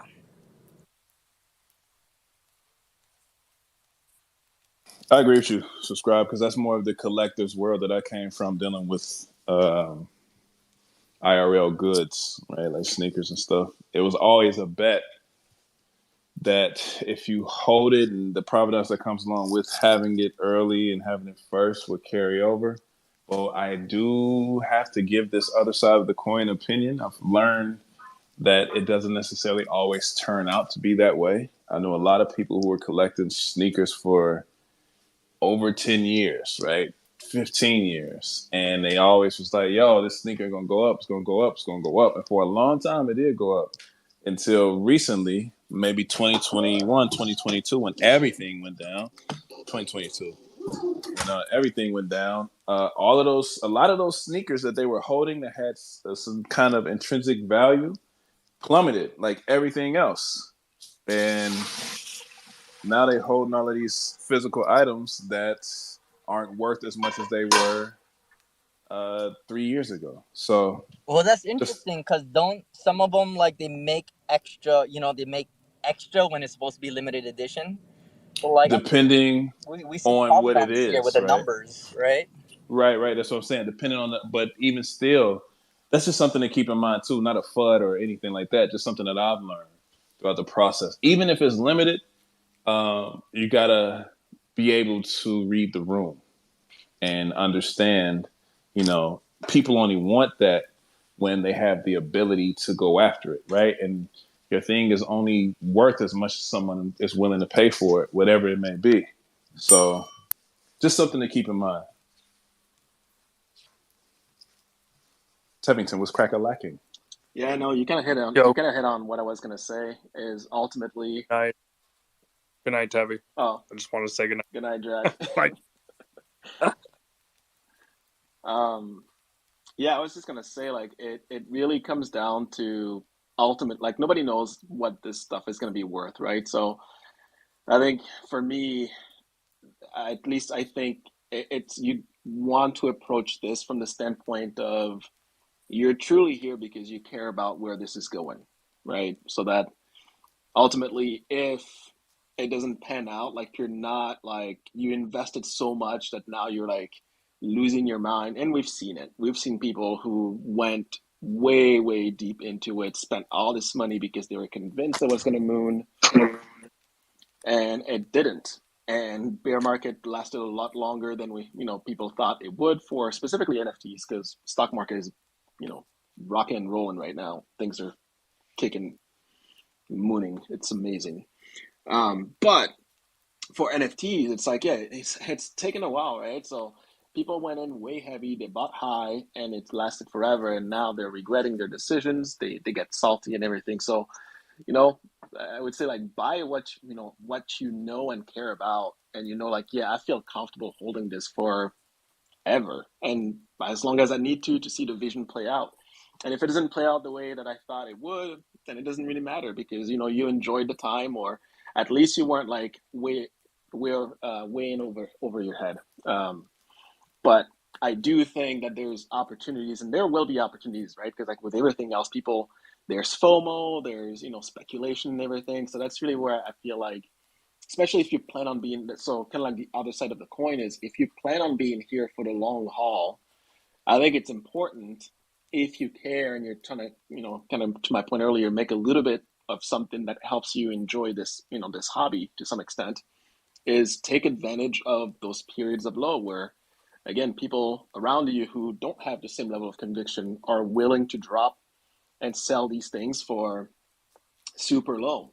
Um, Pick up. It doesn't matter if you don't, and actually, it's even better if you don't like the one that you're picking up because you're not married to it, right? At that point, when the floor price goes up or there's a hype, whatever going on, you can unload that mofo like super quick, and then you're done. Like you made a little bit of ETH that you can pick up and buy whatever it is that you're looking to buy or hold on to it for whatever else. But the key is, again, have the one or two assets that you are passionate about that will allow you to experience everything. And in this ecosystem, it's definitely the clones.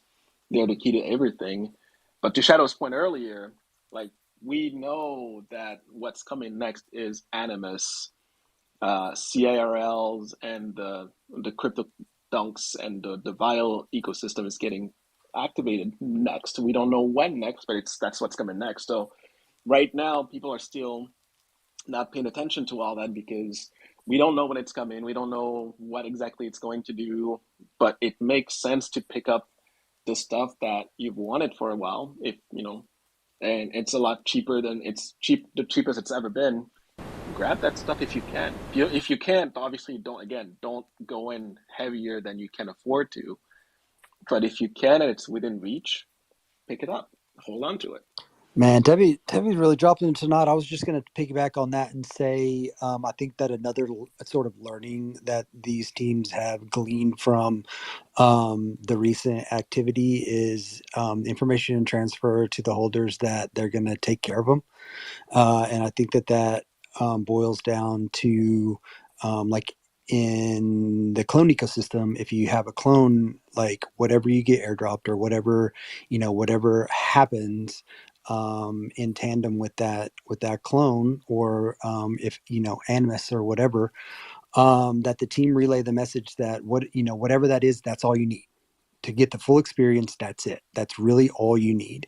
And they certainly need to do that in the context of ensuring that the holder base, the community, sort of is able to ride along with this in sort of tandem with everyone else.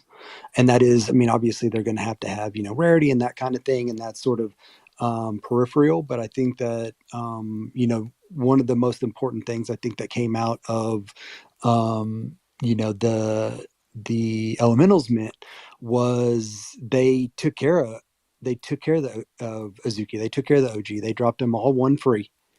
And if they would have done a better job and relayed the information to the community, that like that's all you really need to have the full experience.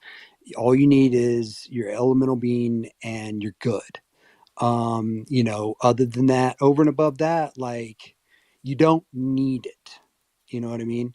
Like if you want to fucking go crazy and get as many as you can, that's sort of on you. But I think that it's important, to take care of your OGs in particular. And I know that there are systems coming out that will, that will highlight that and make sure that happens. And insofar as those new systems sort of roll out, whether it's reward systems or, whatever it may be, it needs to illuminate the fact to those people who, accumulate the points because of their long-term holding experience and bag, that they will be taken care of. Like they will have the optimal experience from any future drops or developments or products that ship. And so I think that's a super important point. All right, I'm gonna hop in here. Can y'all hear me still? I put my headset on. Yep, I can hear All you. right, cool. Hey, I wanted to just ask y'all a serious question. This is for my curiosity, um, and I'm only asking it because let me see if Steven's still here. Okay, he's down there. Basically, me and Orderly, we're from kind of the same group. Orderly, he's a clone holder as well too. He bought like a couple of weeks before me, and in our group, there was a couple of guys that were like, there's no way in hell I'm spending that much money on an NFT, right? Because, most of the digital collectible NFTs, they're inexpensive. You don't have these type of deep conversations about it because you only pay like $25 or at most probably like $200, right? But there was a couple of guys that were like, hey, like, what if it goes to one ETH? How are you gonna feel? What if it goes under one ETH? How are you gonna feel? And I think me and him, we had pretty much the same answer, and that is we bought our clones so that way we can be a part of the journey. Now, where the price of the clones go from there is kind of like out of our control, but we made sure that we spent money that we were okay with, like losing. And we all know, that's just how I do things. I know that you guys are in different positions than me, and I'm just speaking that just I'm just being totally honest. You guys are definitely in different positions than me. That's one thing I have learned. But even still, with you guys being in different positions, if CloneX, and this is, I can only ask actual CloneX people, because if you ask this question outside, I already know the answer I'm going to get. But I want to ask you guys, if the CloneX price doesn't move, but they continue to deliver with more physicals from Nikes, with more partnerships, all the things that we're asking for, but the floor price does not move. In fact, let's say it continues to do a slow downtrend. Will you be, two-part questions, will you be okay financially? And if so, which I believe most of you will be, second question is, will you be okay with that? Or do we need the price of I gotta clones to I gotta continue to jump go up? in. No, I wait, gotta let me go, nah, Tevy, nah, because I gotta Tevy, jump you in. gonna go I forever, gotta jump in bro. on this one, Dre. You I'm gonna go. you got I'm gonna go. a I'm going. 2 minute warning. All right. I'm watching the clock. Give me 3 minutes. Give me 3 minutes. No. Like, man. Okay. So, price of clones. I will try to get to the point pretty quickly here. I would say personally, at this point, with the holdings that I have, the two clones that I have, I frankly, truthfully, do not care where the price of clones go, as long as the team continues to deliver. Because, and actually, personally, because again, I'm not looking to exit. The only time that price matters is when you're entering and exiting. And that's true for any assets, right? So if price of clones drops and the entire collection is dropping, at different rates, I'm happy as hell with that personally. Why? Because now I can grab some of the rare items that gives me access to the utility that's behind it. So that's the physicals, that's the experiences, that's whatever utility is being built and brought into it down the road. So when I say that I could care, like the only time I care about the price of clones is when I'm looking to pick something up. So if it goes lower, that's good for me. And if we think about adoption and people coming into the ecosystem, the lower the price is, the easier it is for people to enter, which then expands the brand, makes it more visible and more accessible, right? So, but for that to matter and make sense, the team has to continue to build and deliver and find different ways to sustain the business model, right? And I think that's where the partnerships, whatever is being built, game wise, fashion wise, ecosystem wise, that's where all that stuff matters. And as long as they're able to generate revenue by providing good product and services, then it all makes sense. The price of the clones themselves don't really matter. But, the team's competitive. They obviously, floor price matters and things like that. So they're going to do what they have to do to try to raise it up. But for me personally, no. Like the price can go wherever it wants as long as they're delivering utility and a super cool experience. I'm on board. So that's just me. I agree. Honestly, I wanted to give a take, but I don't even think I need to because he answered everything I was going to say. It doesn't. Price doesn't really matter here because I'm not here to make a financial move off of being a part of this process. It's about the build up for me. It's about honestly, if we're gonna go straight to it, I'm gonna give it to you raw doggedy. I don't even really care about this present moment experience. Well, I won't say I don't care, but it doesn't heavily weigh on my decision making abilities when it comes to being a part of this community, right? It's not about NFTs or JPEGs for me. It's about the future that this technology will help build and create. And I truly believe that Artifact, as a luxury brand, will take things out of the stratosphere more than anyone ever expected. Similar to what Subscribe was saying earlier about when you speak about NFTs, it's going to be a brand that you think of. And right now it is Bored Apes. But I do believe it will be Artifact because of the technology that they utilize and the experiences that they create from being a part of this community. So I say that to say, floor price does not matter to me at all because I'm not looking to make a profit off of the floor price, whether it's up or down. It's about being able to be a part of the community and help create the technology and the experiences for the present moment and the future. So everything that Tevin just said, plus everything that I just said. So no, it doesn't really matter. All right, cool. And the reason why I have to ask is because I can't sit here and be like, man, I don't care where the price of clones go at, and I bought mine for like 4K, right? And then somebody else is in here and they bought theirs for like $60,000, right? Well, it's probably a high tier, but still, it's a difference. Money, I think the price matters when you're entering, just like what Tevi was saying. When I was entering, hell yeah, I was watching the price like a hawk. But I can tell you on like one hand how many times I've looked at the floor since I've pressed like, do you accept on my MetaMask. Once I bought it, that was it. It was a done deal after that. Now I'm just going on the journey. But I just wanted to ask that question because I would hate to be, and I'm just going to be 100% honest. I would hate to be a part of a community where the team is doing everything right, but because we control the price and we are not happy with the floor price, that ends up being a negative sentiment. As long as the team is building, and that's all I want to be a part of, is a team that's building and being innovative and, also getting some great, Nike stuff along the way. And if it continues to be historic stuff, I mean, sign me up because I missed the first one. So that's going to be another side quest I got to go on secondary to get. But for me personally, it's just like, as long as the team continues to do what I know that they're going to do, I can care less about the floor price of a clone.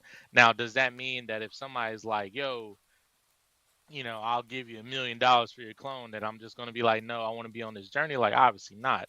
But I'm just asking like a serious question, like, do we need the floor price to move in order for us to feel justified and like we're getting something? And I'm glad to hear at least from you two that the answer is no, which is kind of my opinion. Because I come Yeah, from, it's definitely a bonus. yeah, it is a It's bonus. definitely a Yeah. Yeah, I mean, I bonus. think you're hitting this is the crux of why we're here right now. And Tevi, of course, or sorry, Shadow, of course, you're like, exemplary of the kind of community member that any project would love to have.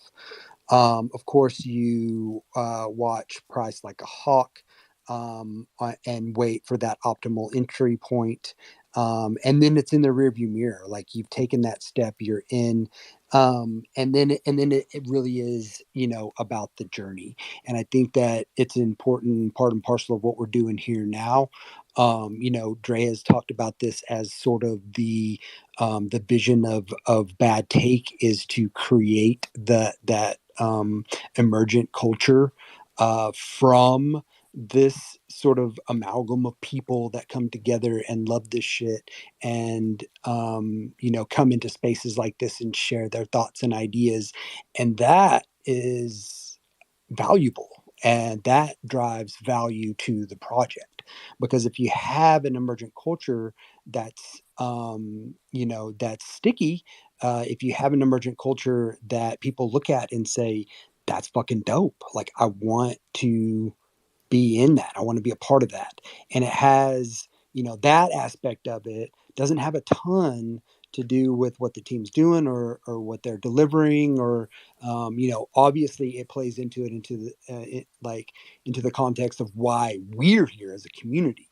But the more that we are here and the more that we're like holding the vibe together and creating the culture and the story and the history of, you know, our existence here, of our being, then that's what really I think has a lot of value in attracting people like you, like, right, like the people that you want to attract to your project.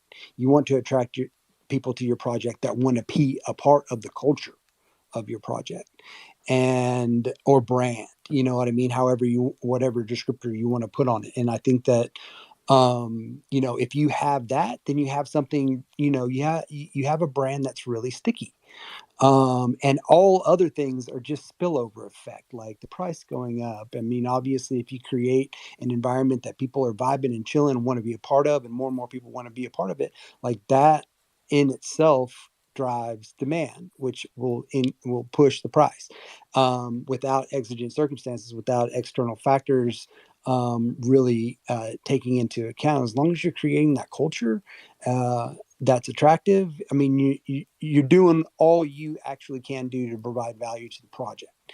And I think that it's so important to, you know, about like the consistency of Bad Take, and why, you know, Dre and Comp do this every night. It's like providing the space for people to come together and vibe out and create culture, relay information across the network, right? Because we talk about this a lot in here, like that we all come here for, you know, a bunch of different reasons, but somebody that came here for a different reason than you can definitely inform you as to why they came here, and you can be like, fuck yeah, you can gravitate toward that, think that's cool.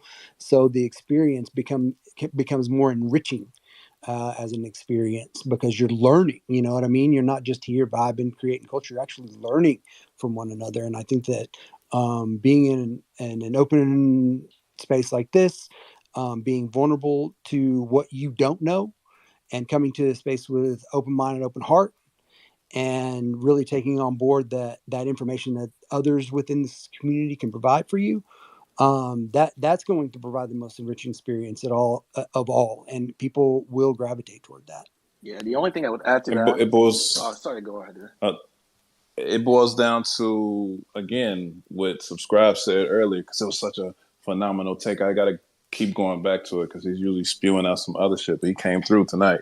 The reason why people believe and think of a specific brand when you talk about shoes is because of the community feel that they have with that brand, right? Like, of course, there's certain Nikes out there that are worth hundreds or thousands of dollars, but people usually get them because they like them. And the majority of people get shoes because they want to wear them. So they don't care about whatever monetary value is associated with that specific pair of shoes, because they just enjoy the shoes. That's the same situation here, right? And another analogy I can use is, say you meet a woman, a guy that you like, right? And if you truly enjoy just being around that individual, everything else is a plus. All of the things that you can share with them, like Ellen just said, being able to learn things with them, sharing new experiences with them, creating new memories with them, having conversations when they're talking about things that you've never really knew about beforehand, and being able to learn, that's just a new experience. It's another part of pulling you in and creating that stickiness that Ellen is speaking about. So that's exactly what it is. I come in here, and that's why I don't come in here with the FUD over time, because I'm not looking for much outside of the community aspect that we are having right here, right now, and continuously building every single day. And you know, the storytelling and just the full experience of being a part of this luxury brand by owning this clone and owning these sneakers and owning this Ramoa and owning these hoodies or whatever it may be. But also, more than anything, just to build up towards the future, man. Like, the present moment is how we create the future that we want to have. And it's been showcased to me over and over that the future is bright here.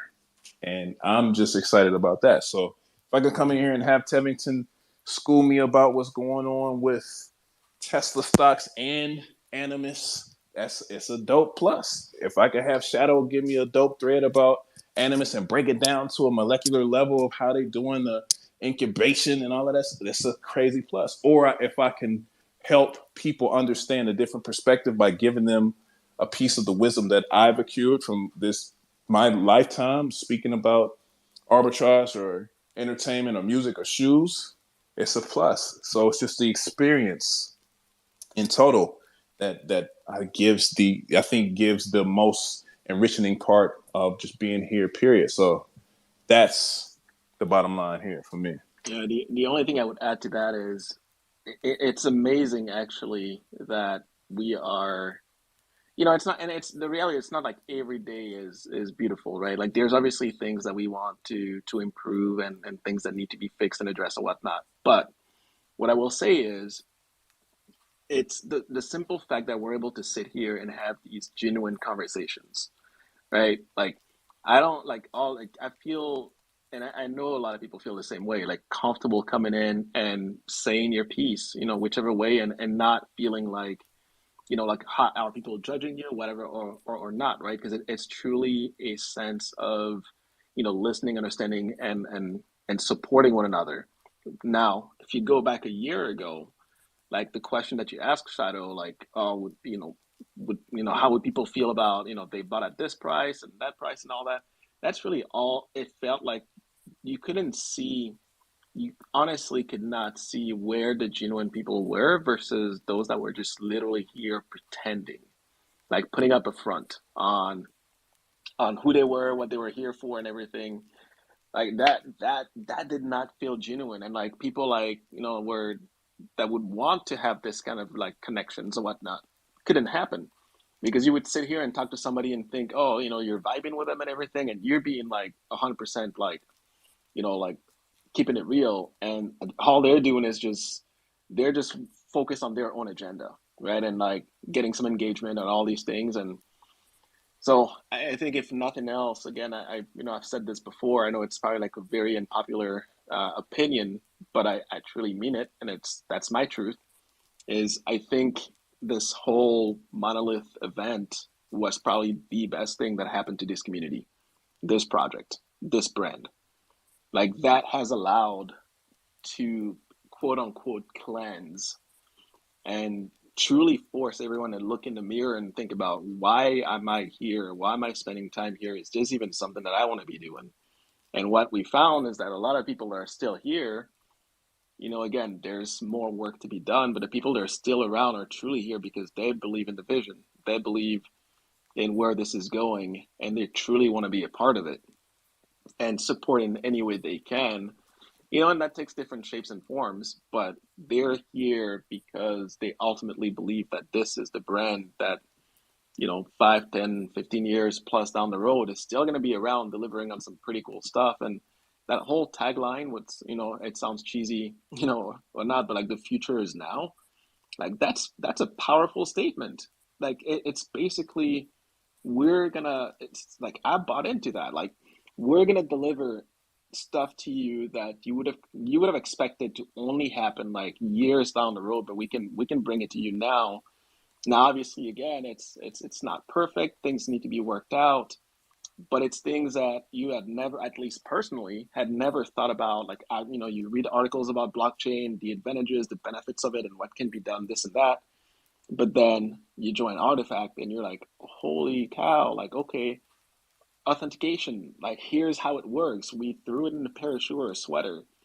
AR technology. Oh, you watch Ready Player One? Oh, guess what? Now we're doing this stuff, and it's on a smaller scale, but we're building up to it. Like, it's truly innovative stuff. Like, if you're into sci-fi, you're into like futuristic stuff, and you're like, what can really be done? You actually have a team that's like truly pushing the boundaries of what can be done, and it's not like, oh, you're gonna find out 10 years down the road what we're doing. It's they're releasing bits and pieces, and you kind of get to peek behind the curtain every now and then. We obviously want to see a lot more, but it's a process, right? So it's almost so that journey that we've been talking about is super important. I think 5 years, 10 years down the road, by the time we hit 2030, you're gonna look back and you're gonna be like, damn, I had my clone, I saw it all come together, and this was pretty epic, and this is where we're going, right? So I think it only gets better from here. Again, not saying this because like I think everything is rosy and it's perfect, because it's not. But it's because of these conversations. It's because we're able to again connect and have these genuine conversations and provide feedback in a constructive way, that vision that is out there will be realized and executed upon, and that to me is greater than any floor price. And that's why I'm like, as long as the team is building and they're working towards that, in that directionally heading in this towards that goal. Yeah, the only time I look at floor price is when I'm trying to acquire something within the ecosystem. So I do look at floor price almost every day. But that's because I'm looking through the collection, looking at what has dropped lower, are the stuff that I've flagged that I've been trying to acquire, are they lower now? And if yes, then I likely will be sniping. But if they're not, then again, I'm happy with the clones that I have and the stuff that I have. So it's more of the cherry on top. But I think there's something truly special about the people here and the connection that you're making. Like it to me, it's mind blowing the caliber and variety and what's the word I'm looking for? Just the diversity of thought, ethnicity, social status, and everything that's within this group, this community. And it's not just Artifact, but like a lot of the NFT Web3 world. And I think that's something that hopefully people can get past the whole tribalism and really celebrate and realize that you have an opportunity to access people that if you were just living your day-to-day life, you would probably never run into. And that's pretty powerful. That's what I loved about when I was in the car culture, and I was, about customization. Is like, yeah, you would run into people that you would never meet otherwise. But that's pretty powerful, and I think that, like, you want to talk about the utility of an NFT brand or project. That's the real utility. It's the people you get to access that you otherwise would never run into.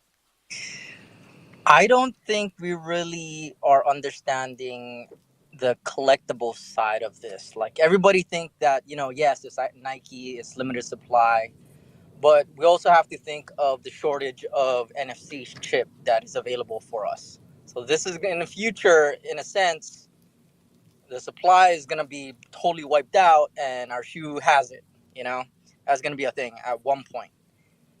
Also the shoes and like the materials they use to create the shoes, they are going above and beyond to create these shoes. I think we are not paying attention to these kind of things. Like all we think about is there's only a certain amount and we're not really diving deep into material and the chip itself and like the work that goes in between. So yeah. But I don't know. It was an RFID chip yeah, shortage. there's actually it's been for a minute. That's why well, I ain't gonna turn this political, but yeah, go look at who makes all the chips, and then go look at who wants the place that makes all the chips. Anyways, but what I wanted to say is, since I kind of took it all the way to the left, now I want to take it all the way to the right, especially now that, let me check and make sure. Yep, especially now that Orderly's gone. Orderly, believe it or not, he is the most tame and most responsible buyer slash investor I've ever met in my whole life. He doesn't even buy crypto because he thinks that that's just it's too risky. He believes you can make money in it, but he's not going to because it's way too risky. But even a guy like him saw the basically the great change is happening with just this ecosystem with Artifact and all that good stuff. So even that should tell you guys that yeah, a lot of people got sides on Artifact. But no, what I wanted to say is I took it all the way to the left. Now I just want to get into my personal opinions of what's actually going to happen. I do actually think that there's going to be a major shift in NFTs. I do think that if it's not already happening now, depends on who you talk to. If you believe it's happening now or not, there's going to be some fallout still to come, and there's going to be some shift in sentiment. We're still going to be in a bear market for a few more months at minimum. Some people even say for another year. I mean, we'll just have to see. But once we get out of all this, and just financial, no, not financial advice for like the next like minute. Once we get out of all this, I do truly believe um, we're going to be in a market that we have not seen before. I do think that you will see NFT projects that are building, innovating, and all that good stuff. They will not only reach their floors again, but they will surpass their floors. Not by ETH, but just by dollar cost, because ETH is going to be up as well too. You're going to have Twitter that's going to be integrated with NFTs and crypto. We were already seeing leaks about that now. You got Apple that's going to be already having their crypto wallet out. They're already loosening up on NFTs on apps. So is Google. You're going to have all these banks entering. There's going to be more people in crypto. There's going to be more crypto flowing. The sentiment is going to be better. Here's my question now that it asks the other question. I'm just gonna be honest. I'm not a rich man. I'm not a wealthy man. That's probably part of the reason why I watch things kind of like a hawk, right? Um, I don't know what my price is. I mean, we're gonna find out together. I would like to sit here and say, like, when we are just going through the highs and Artifact is like $80,000 floor and all this other craziness, that I'm gonna be like, oh yeah, just hold, man, just hold. That's what you need to What do. is Always hold. OD? What? Sorry, my Yo, the moment it reached six figure, I'm selling, bro. I'm sorry. I'm gonna keep one if I got two and three, and I'm gonna keep one. But yeah, life is life. I think you should treasure the people around you and make use of what you got. I think a lot of people during the bull market, they really they weren't thinking straight, and they were prioritizing themselves instead of the people around them. No, but Yo, I'm gonna jump in and say this: shadow wealth is of the heart and of the mind, and not of the pocket. So, to me, you are an extremely wealthy man. So, please continue. but no, yeah, yeah, that is 100% true. But I'm just talking about just the textbook. But I'm being honest though. I'm being honest, and this is a serious, because I feel like if people answer this question now, they won't be in a in a situation in the future.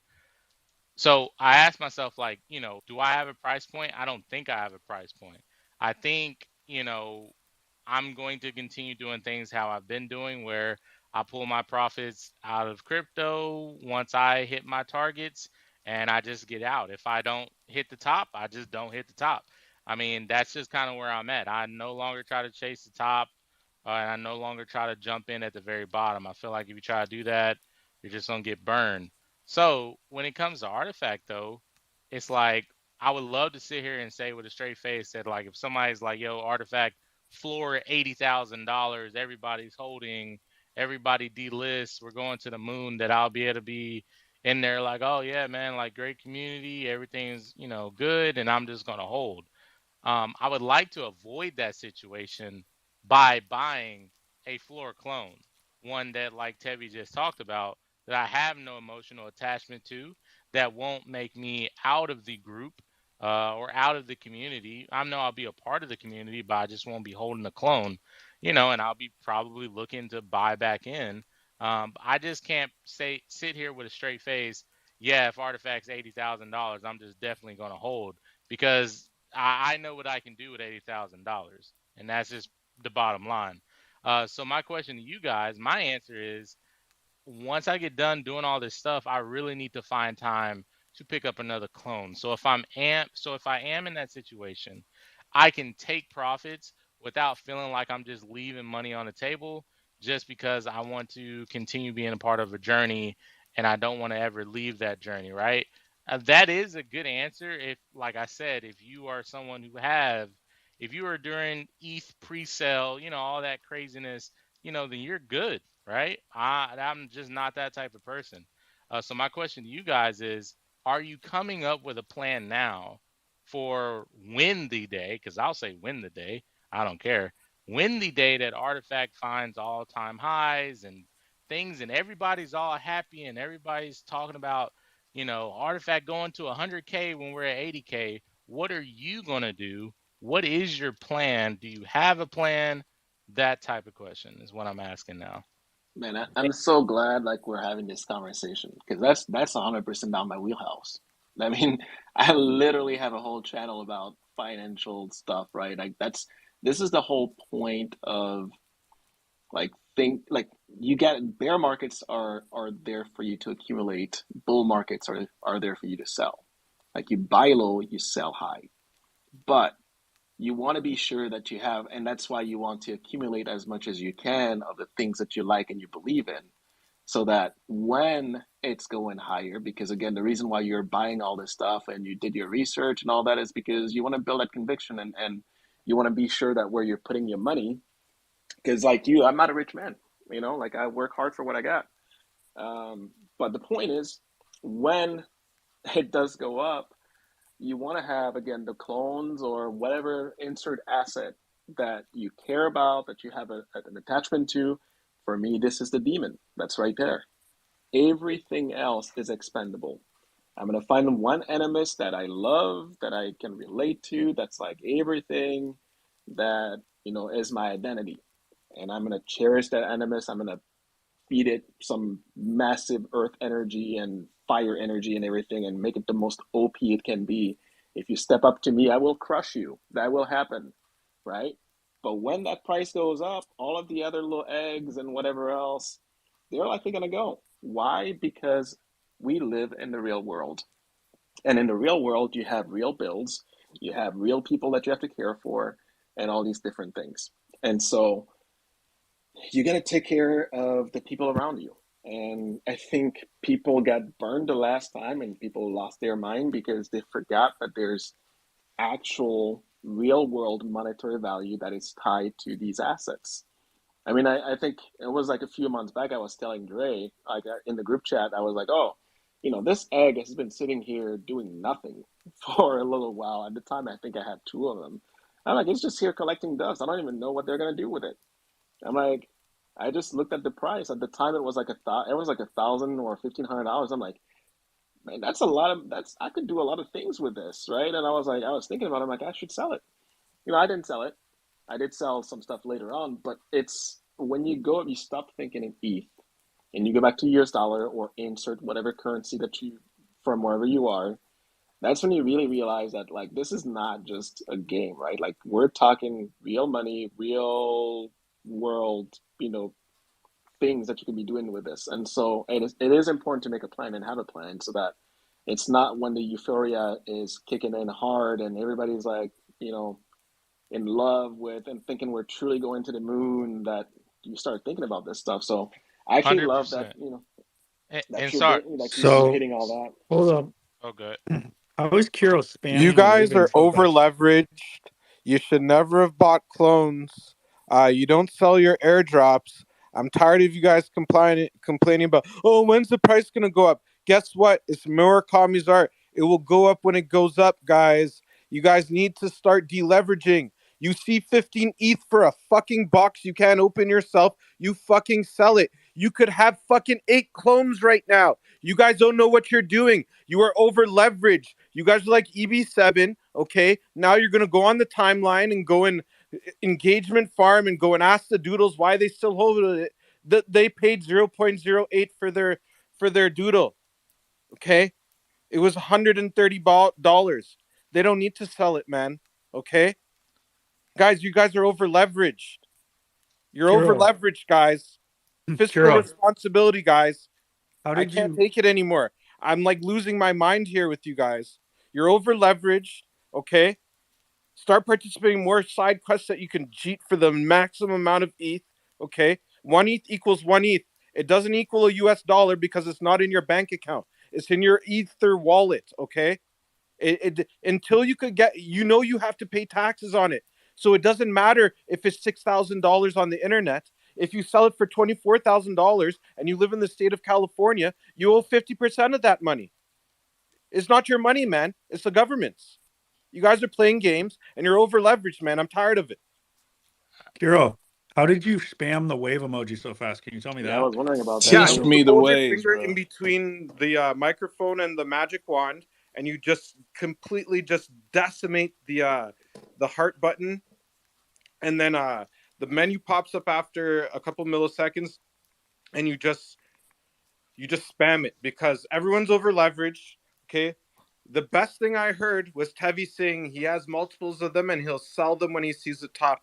When you see the top, okay, you sell the top, guys, and you hear them say, "Oh, this is coming." And you see the price pump 40%. You sell that shit so fast that nobody even knows you sold it. They're not even going to see the transaction on OpenSea. You got to let that Wait, stuff go, guys. You guys got to wait, understand. Hey, Unless you're can you actually walk going to us do through again how something you like spam? print out your I phone can't and put figure out it how in to your spam living it. room, Sure. don't act like you're going to keep it, man. Nah, don't keep Sell it. it. Sell it. Your Have families are multiple. more important than Oh, aliens whatever you figured it guys are out too. thinking. I want to know how to Don't be spam. over leveraged. How are we spamming this shit? Teach me again, and then we'll go to Cram. How do we do it, Kuro? Okay, so in between the microphone button and the magic wand, you just stick your thumb there and hold it there. Okay. Then you just rapidly, like, pretend like you're playing Street Fighter and you only know how to do one combo. You just keep hitting the heart button like that, and then the menu will pop up, and then you just spam away to your heart's content. You guys are over leveraged. I'm sorry about that joke. It just gets funnier and funnier every time I say it. Like, bro, imagine being offended by someone telling you to be fiscally responsible. It's wild. That guy, he needs to come to, like, I don't know, Are you talking California and about smoke a bunch of the weed. NFT trader? Yeah, the amazing OTC trader guy that does the high. Bro, listen, he should just sell the Rolex, man. He's over leveraged. Okay, he's so over leveraged. He's angry at people. Why are you mad at the doodles? They're cute and they got people scamming other people with a cute PFP. They got more problems He's than you trying to do. figure out why people are still happy This and is not he's working. not. That's basically what's going It was on. working for Cram. me. It was working Because for he's me over earlier. leveraged, bro. He Wait, lends wait, wait, wait, 1,500 wait. ETH. I don't. He needs to pay it back, Okay, man. let's dial it back for a second. Okay, hold on. Wait. I We go gotta go between to the Cram. We gotta We microphone. go to got Cram. we got to go to Crib. Crib We had to gotta say go to something. Cram. Kiro, Tevi, and Shadow, you guys can go back and forth all day. I know it, I and it'll just be a want to good know how to conversation. spam. That's all I'm trying to But figure out I right was on a Cram stage one time, and I had to wait like 5 minutes, and I understand the now. All pain. right. So I mean, Cram, that's cool, but I need to figure this out. yeah, bro, I can't spam either. We're both fucked. I spammed. It worked for me. Sorry. Go ahead, Graham. Cram's gonna teach us how to spam. Yeah, no, I just I want to. Shadow's asking a lot of really good questions, so I wanted to kind of pop in, and I think that's kind of what I'm working on right now is kind of like an exit strategy, right? So, but I'm planning now. So, um, I do have two clones. Fortunately, I was able to get two with profit. So I'm not looking to like. I don't. I don't necessarily need to sell them at a certain price to reach profit because I bought them with profit.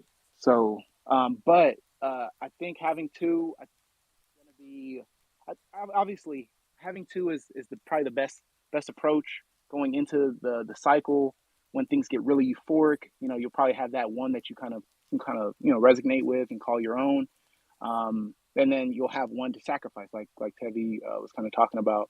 And then the idea for me is like kind of sell the milk and kind of keep the cow kind of going into that. So like I'll keep the clones, whatever we get for having clones, I'll probably kind of peel off like, okay, cool, I'll take that. And because me personally, I think the clone is kind of like what Compound says, like God tier, right? You know, you want to have the God tier assets and you ultimately get kind of everything else. So that's kind of my approach going into the next cycle, specifically with CloneX, but also with a lot of other projects. I don't even think the project matters. So just insert project, you know, figure out your plan now, and then in a year, 2 years, you'll be able to kind of execute on that. Whether you hit the top or not, I don't think it really matters. More so, kind of figure out what your selling points are, If you're gonna like have one forever, okay, this is your forever, that's fine. But you have something to take profit on. I think profit's super important. And in the bull market, when things are really euphoric, it's hard to sell. It's really hard to press that sell button. Like, oh man, I feel like I'm gonna miss out, or like that FOMO of like, just what if you sell and then they shoot up 50% like after you sold, right? And it's like you're gonna be like, damn, now I'm priced out. I'll never be able to get this thing, and I had this thing, you know. So that feeling, I'm definitely familiar with that. I think a lot of people might feel that, especially with NFTs, like because we're so attached to these pictures and we call our digital identities and things like that. So it's harder. I felt like with coins, it's easier to sell a coin. You know, like I thought I was attached to coins, but once I got into NFTs, I was like, whoa, I'm not attached to coins at all. You know, like these things are going like left and right. But a PFP that I've been rocking, and maybe you know, supporting artists to create animations and this and that, and I have all this stuff for this thing that I have. It's kind of like, do I just want to throw that away in a second?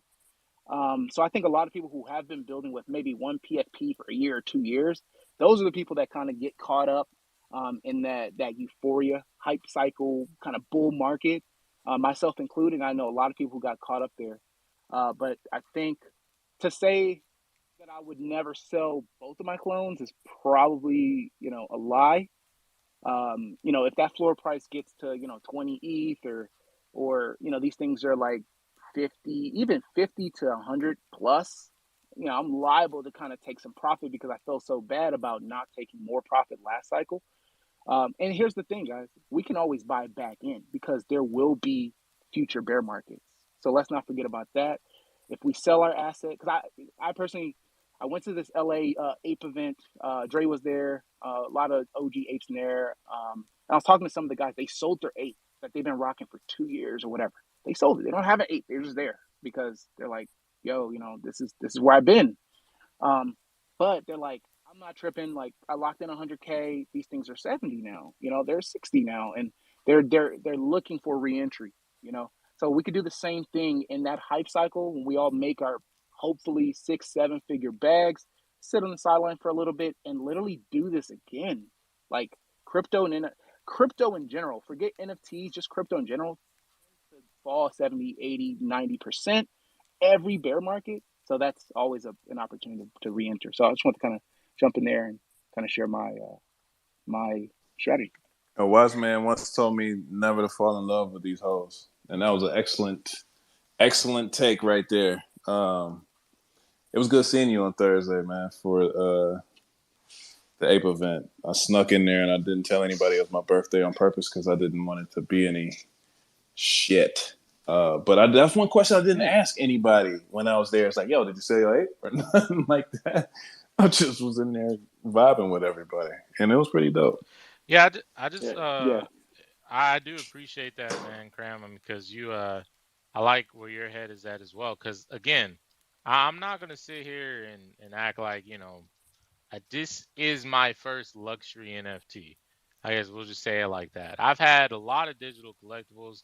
I've had a lot of coins early on, like Matic, but this is my first go around. So I'm trying to, and I'm sorry, I'm just being honest.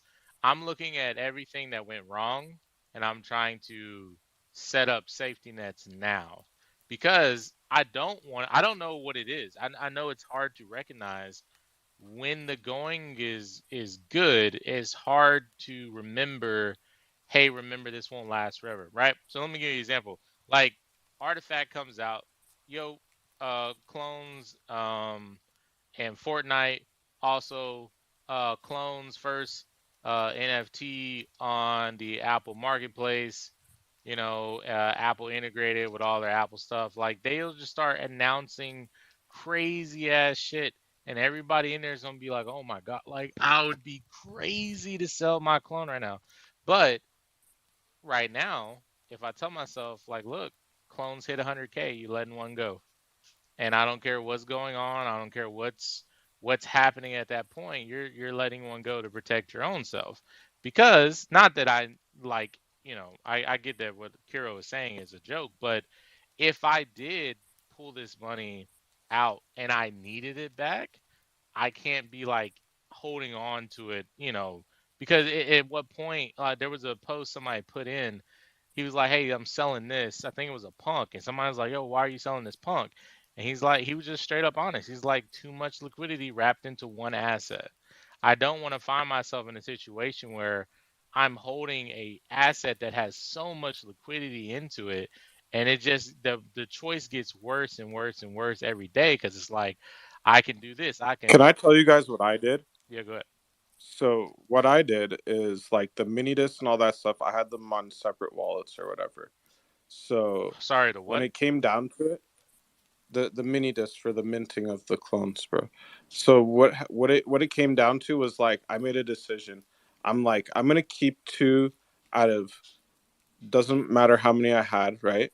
I'm gonna keep two of them, and all the rest of these, I'm gonna speculate, and I'm gonna have fun with it, right? So this clone that you see here right now, it's never leaving because it's so up in profit. It would be like ridiculous for you to sell this clone. It would just be like greed at this point. Because when people, yeah, when people pay 9 or 15 ETH to me for a clone, yeah, and then they sold it again for like 4 ETH after they paid 15 ETH. I can't even. It's I've been through a lot of cycles. It's like Bitcoin, right? I minted a lot of Bitcoin, and I sold a lot of it at $450 when it was 1,000. People are like, "How can you do this?" Well, if you're minting it and your cost per Bitcoin is about $60 to $70, you could try and onboard some people. It didn't work out so well. Nobody really wanted to take the cheap ETH or the cheap Bitcoin. And then when it came down to buying ETH, I told them, I'm like, yeah, you bought cheap Bitcoin off of me. Now buy Ethereum with it. They said, no, it's never going anywhere. Okay. So You always have to have an exit strategy. It doesn't even matter. If I buy a really nice vehicle, I got an exit strategy for it, man. I'm gonna sell it, man. It goes up in value at any point in time. It's gone. I don't keep it. I have one attachment in this world. It's this clone. This clone's not going anywhere. And someone could offer me 1,000 ETH. I'm not gonna take it. It's just that simple. Cap. Because I de-risk. so No, not cap, bro. I could have taken 300 ETH for it during the thing. Why didn't I? Because I I'm was just there fucking with selling you. clones like a fiend. Bro, it's okay. I'm a pretty big clown myself. I like to no, I like to so what I was gonna jump I in like and to say, play. Kirill, I think you make a really good point, honestly. Why is people talking about bull market in like a year? I give it 2 to 3 years, and That's we're like in a questionable. mini bull market, so That's it's that's like question. It all depends on the assets people's that you're. psychology is kind of weird here. It's like a little bit going up, so it's a little bit of bull market, but everybody thinks No, it's a I'm bear I'm market. I talking don't know. about how I exited in the bull market, bro. You don't Right. exit in a bear market. That's crazy. You buy in a bear market so you can exit in a bull market. Who knows when the bull market's gonna come? It could never come. Doesn't I matter. can I'm say up. that people are gonna hold one. People keep saying that they're gonna sell it all, but I don't think so. Cause what did the Board Ape Yacht Club did? They held one. Why? Because of access. Because a lot of business people are coming in. They're shaking hands. But me, I'm in Hawaii. I don't need that shit. Who am I gonna shake hands with? It's a lot of seals and shit out there you can give high five to and shit, right? Yeah. So I think what I wanted to say is ultimately, like, you don't want to wait for the top. Like, just that's the interesting thing, right? Like, people always think, oh, I want a 10x, I want a 100x. I'm like, no. When things are cheap, buy as much as you can possibly buy within your means, and think about how much you're ultimately trying to make, right? So if you invest, actually, I'll make it very simple. Like, I'm not playing with this kind of money right now. At some point, I will. But if you have $1 million, right, and whatever asset goes up 20%, how much is that? That's 200K, right? Do you need it to moon triple 2x, 5x? No, 200K is a decent amount of money. Now, if you only have $1,000 that you're putting in, then you need that asset to appreciate at ridiculous amounts to make any kind of meaningful money, right? So the point here is this is why you take advantage of the bear market and buy the things that you believe in and buy enough of them so that when it reaches, like when you 1x, 2x, or you get 10% on it or whatever it might be, it's a little bit more applicable for stocks than crypto. Well, actually, crypto matters too. But like for NFTs, it's have a few, have two or three, have multiple, so that when it goes up into a certain amount, you can just kick it to the side and you don't have to worry about it. You only the reality is you only need one clone to participate in the ecosystem. And if you have a drip clone, then now you have the base DNA and the drip DNA that you can partake in. If we repeat the same unlock that we had this go around, then guess what? If you have an angel drip, now you have angel DNA clothing or whatever that you can access, and then drip access. If you have a human drip, you can do the same thing. So again, at the end of the day, if you're not looking to, there's so many different ways you can play this, right? But the point is, these prices right now are the lowest they've ever been. And so if you're in a position that allows you to pick up an extra one, an extra two, that's probably what you should do, especially if you plan to be here for the long haul.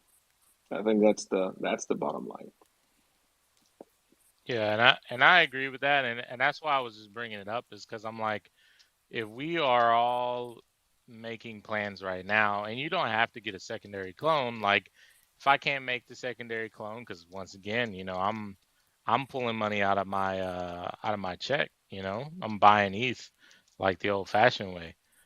So if I can't make it in time to get a clone, then I'll pick up another egg that I just, won't open, or maybe I'll pick up a monolith that I just won't open. But I want to have something to where if we get to a point and it's just a lot of money going around, I already know myself where I'm going to be self-conscious because I can't imagine. I mean, with crypto is easy because I can say, okay, I got $100,000. I'll just sell 35,000 and then I'll just keep the rest. You know what I mean? Like that's easy. You can't do that with NFTs. You have to have something preordained that of like, hey, if things get crazy and if I want to take some profits, enjoy the profits, I'll sell this. That's all basically it comes down to. It's just so that way you can be in the clone ecosystem, you can still have fun, do all the great stuff. Or if you're the type of person, because there are people like this, where they're like, I'm gonna be a part of this journey, and then when it hits a top that I think, I'm gonna just exit, and then I'll come back afterwards. I don't know the right way of how to do that. I wouldn't be able to trust myself. So I'm just going to go about it this way, which is I'm going to choose something or some things. And when we inevitably go back up to what, I don't know, 60,000 or I don't even know what was y'all's high. I don't even know what you guys' high was. I expect it was something like crazy high. What was the Like all-time high 20,000. for clones? I think For a 20,000. now 20, for a 20 floor ETH was clone. a floor. Yeah, I think that's where it But you Yeah, gotta was. 20 tell me, something. you gotta tell me in dollars though, because ETH was different prices Well, during the ETH bull was run. at $4,000. Three. No, it was Wait, why do we got to 3,000. tell you in So dollars? ETH was it at was it four was three I'm thousand, not so thousand. you're trying to looking hear at that in 80. dollars. You're looking at around $80,000 for Oh, so you already 80. hit the 80,000. Oh yeah, no, I mean the things. Listen, Oh yeah. I personally, so I'm on the downward slope. That's when I came in because listen, I tried to. I was on some BS earlier on. I picked the wrong projects. I did weird things. I didn't listen. Dinos to the moon. I did See, not. when I somebody did not say listen to my Hey, I listen, friend. did too, man. I I don't know did about too. this one. Dinos to the moon. I didn't listen to my friend, and like I saw it go up and up and up Yo, and up, and I was like, Oh yeah. I'm like, oh no, it's gone, it's going to the moon, and I was like, I was crying. So while people were euphoric, I was crying inside because I'm like, man, this is not coming back, and even if it does, and it loses, like it might drop 50%, because of what they're doing. I didn't expect it to like round trip as hard as it did, but everything is a blessing in disguise. So I actually bought my first clone. So I bought my first clone at 10 ETH And I was like, that was a lot for me at the time because ETH was not cheap either. But I was like, you know what? I found one that I actually like. It's not the one I really wanted, but that's one that I like, so I bought it. And as the price went down, I scaled into, which is kind of funny, I scaled into ultimately the clone that I actually wanted. So, like I said, everything happens for a reason. But everything goes in cycles, right? In the same way that we came down, I do believe that we'll go back up. Do we go back to the same level or halfway there? What I have no idea, honestly. What I do We know, just need another Alameda that would circulate the money through. what I do know Oh, let's is hope. Let's hope not. ETH will go up, right? Like, Shout out Trauma. yeah, like Dude, ETH is gonna go back please. up to like 4K and beyond over time. So the reality is you don't even need your floor clone to be, like 20 ETH or whatever, because if ETH is at $5,000, $10,000, well, guess what? The clone floor will likely just be 2 ETH or 1 ETH or half an ETH. Well, I Uh, will tell you this: if your clone floor was 20 ETH, that probably was the top as far as ETH goes. Um, I highly doubt we go back up to 20 ETH. Well, it just depends on where you think Ethereum's going to go in the next bull run, but I think I it's going think to it's going to 10K go at personally. least 10K. Yeah, Yep, like, so 10K. that's what I mean. You Like, know what? And I'm glad you said that because my sell point is at 7K. exactly. You never want to sell where you think the top is because that's where everybody thinks it's going to Yep, be, and that's where everybody wants to exit. exactly. You ever try to run out of a building through like a tiny little door? It doesn't go well. So, so That's the as same thing that happened with Bitcoin. yeah, like you Oh, go gotta ahead, go ahead. sell. You Sorry. gotta, as Kuro would say, yeet that stuff. Like, get out of it. Like, if you think the top is at 100K, well, guess what? Once you hit 70,000 on Bitcoin, you better be selling that. Buy Exactly. Yep. enough while it's cheap, right? So that you can sell 2 or 3 and just be chilling. Like, The top on Bitcoin, in my personal opinion, is $275,000 before it goes right back down to about 60 or 70K after. So, and then it I don't know. When I told people it was going to from 13,000 back down to 4,000, they said I was a liar. And then I realized something. I don't even know how to read a chart. I'm just making shit up. They probably a good thing they didn't listen to me, and they sold it at $4,000, and then it went Hey, to 60,000. Man, who that's knows, all man? good, Who knows? bro. I, yeah, I man. look. I didn't. I actually forced myself to learn how to read a chart. Yeah, you got to read that chart. So yeah, man. That chart is important, Yo, man. having a clone, right, is like having a nice bathroom. You just gotta have it. Doesn't matter what price. You guys don't understand when you have to lift your I feet up, can't right now, bro. bro. When you're Bro, sitting down in a toilet, you're man, lifting your I Dude, feet up wish and I knew you how to can't spam right shit, bro. now because this would have check it out. that was that Check it was that out, was dude. that was some bars, man. That is, I'm gonna use that subscribe at some point. I don't know when, but I'm definitely gonna steal that one from you. So I appreciate you dropping that. And it's like, dude said, Kramathy. Kramathy, what are you thinking, bro? What you No, so I saying? was just no, They don't so understand just their kind of struggles. listening. You have to have a clone. God It damn it, doesn't matter what subscribe. price. You don't Beautiful. Oh my. understand when you. All right, Kram. Let's try this again. Go ahead, Kram. Hey, all right. So no, I was gonna pop in because we were everyone's kind of talking about profit taking, and it's difficult in NFTs because you kind of have to sell the whole thing, right? You can't sell the arm or the head of the NFT, like so. But what I was gonna say is like in the bull market, what I saw, kind of some of the OG people that I was following do was, let's say Bored Apes floor is 100 ETH, um, because a lot of us, we want rare stuff like more commies and demons, and we don't want floors, right? So in the bull market, rarities do matter. Okay, so you can get a little bit more for your demon, let's say in a bull, than versus right now, right? Those floor prices are really close together. Again, what I'm getting at here is we sell our demons or our more commies for like 20, 30 ETH floor over the floor price, or you know, it's just an example.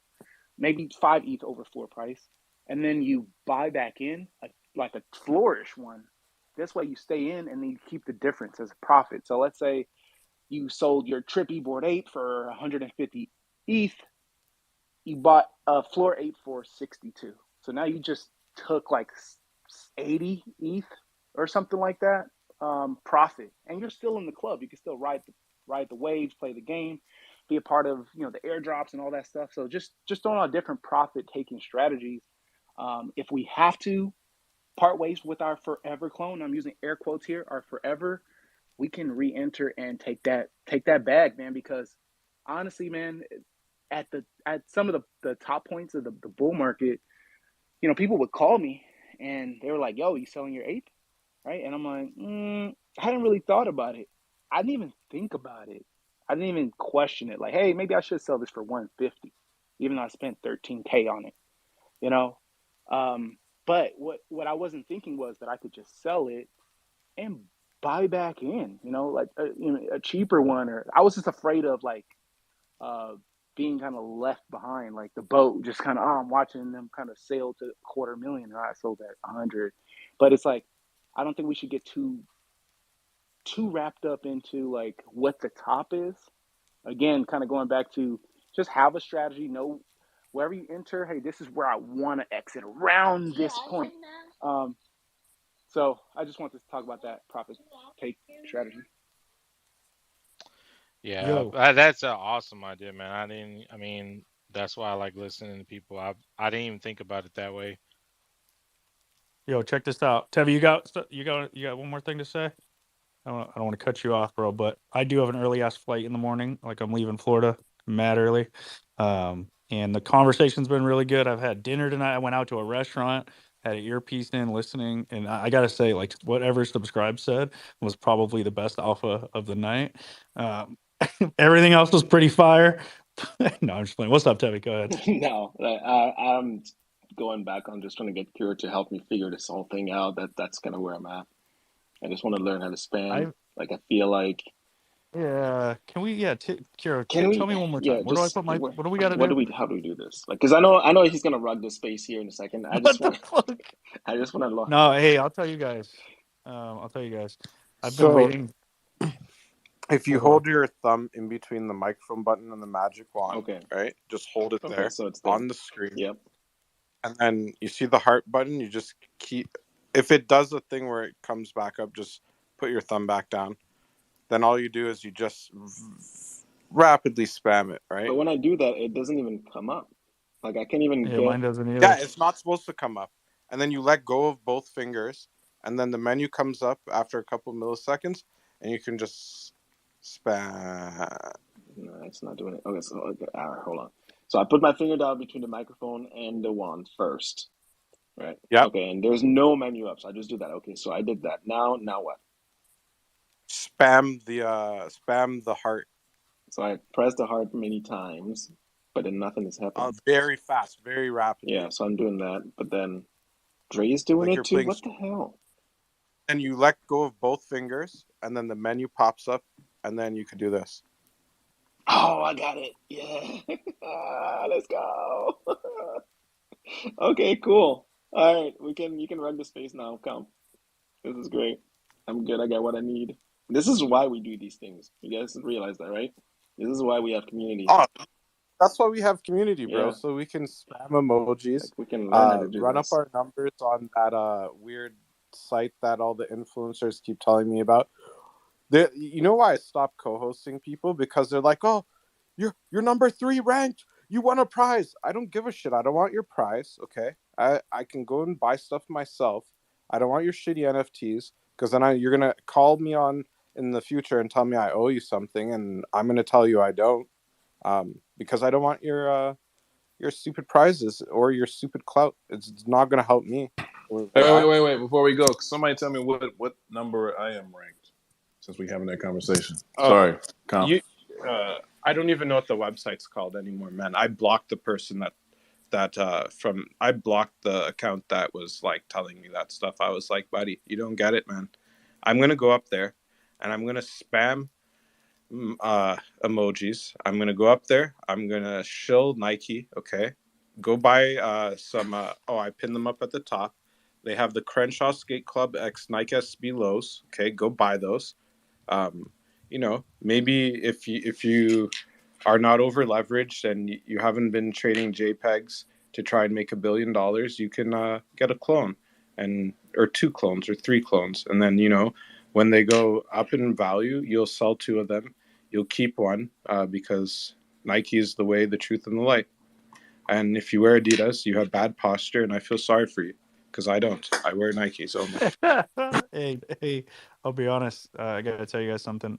I've been waiting for weeks to get a picture of Tevi and Shadow next to each other with their hands up, and I got it tonight. So it's been a really good night for me. It's been big. Nothing scarier for a host than those 2 demons with their hands up, ready to fucking rock, battling each other to see who goes next. And then Alan coming up with a hot take, ready to fucking battle. Like, I appreciate you guys every night, man. You guys, all 3 of you, everybody up here really comes with some fire takes, and I love y'all. I got to go to bed. I'm rugging this bitch. If I learned anything tonight, it's stack dinos. Stack those fucking dinos, baby.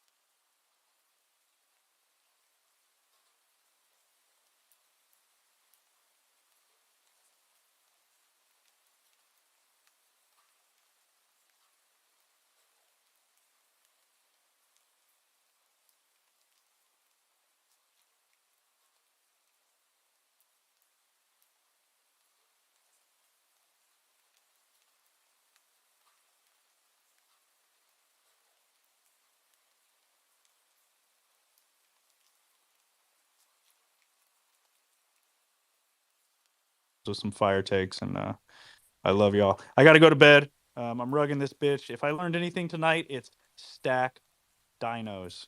Stack those fucking dinos, baby.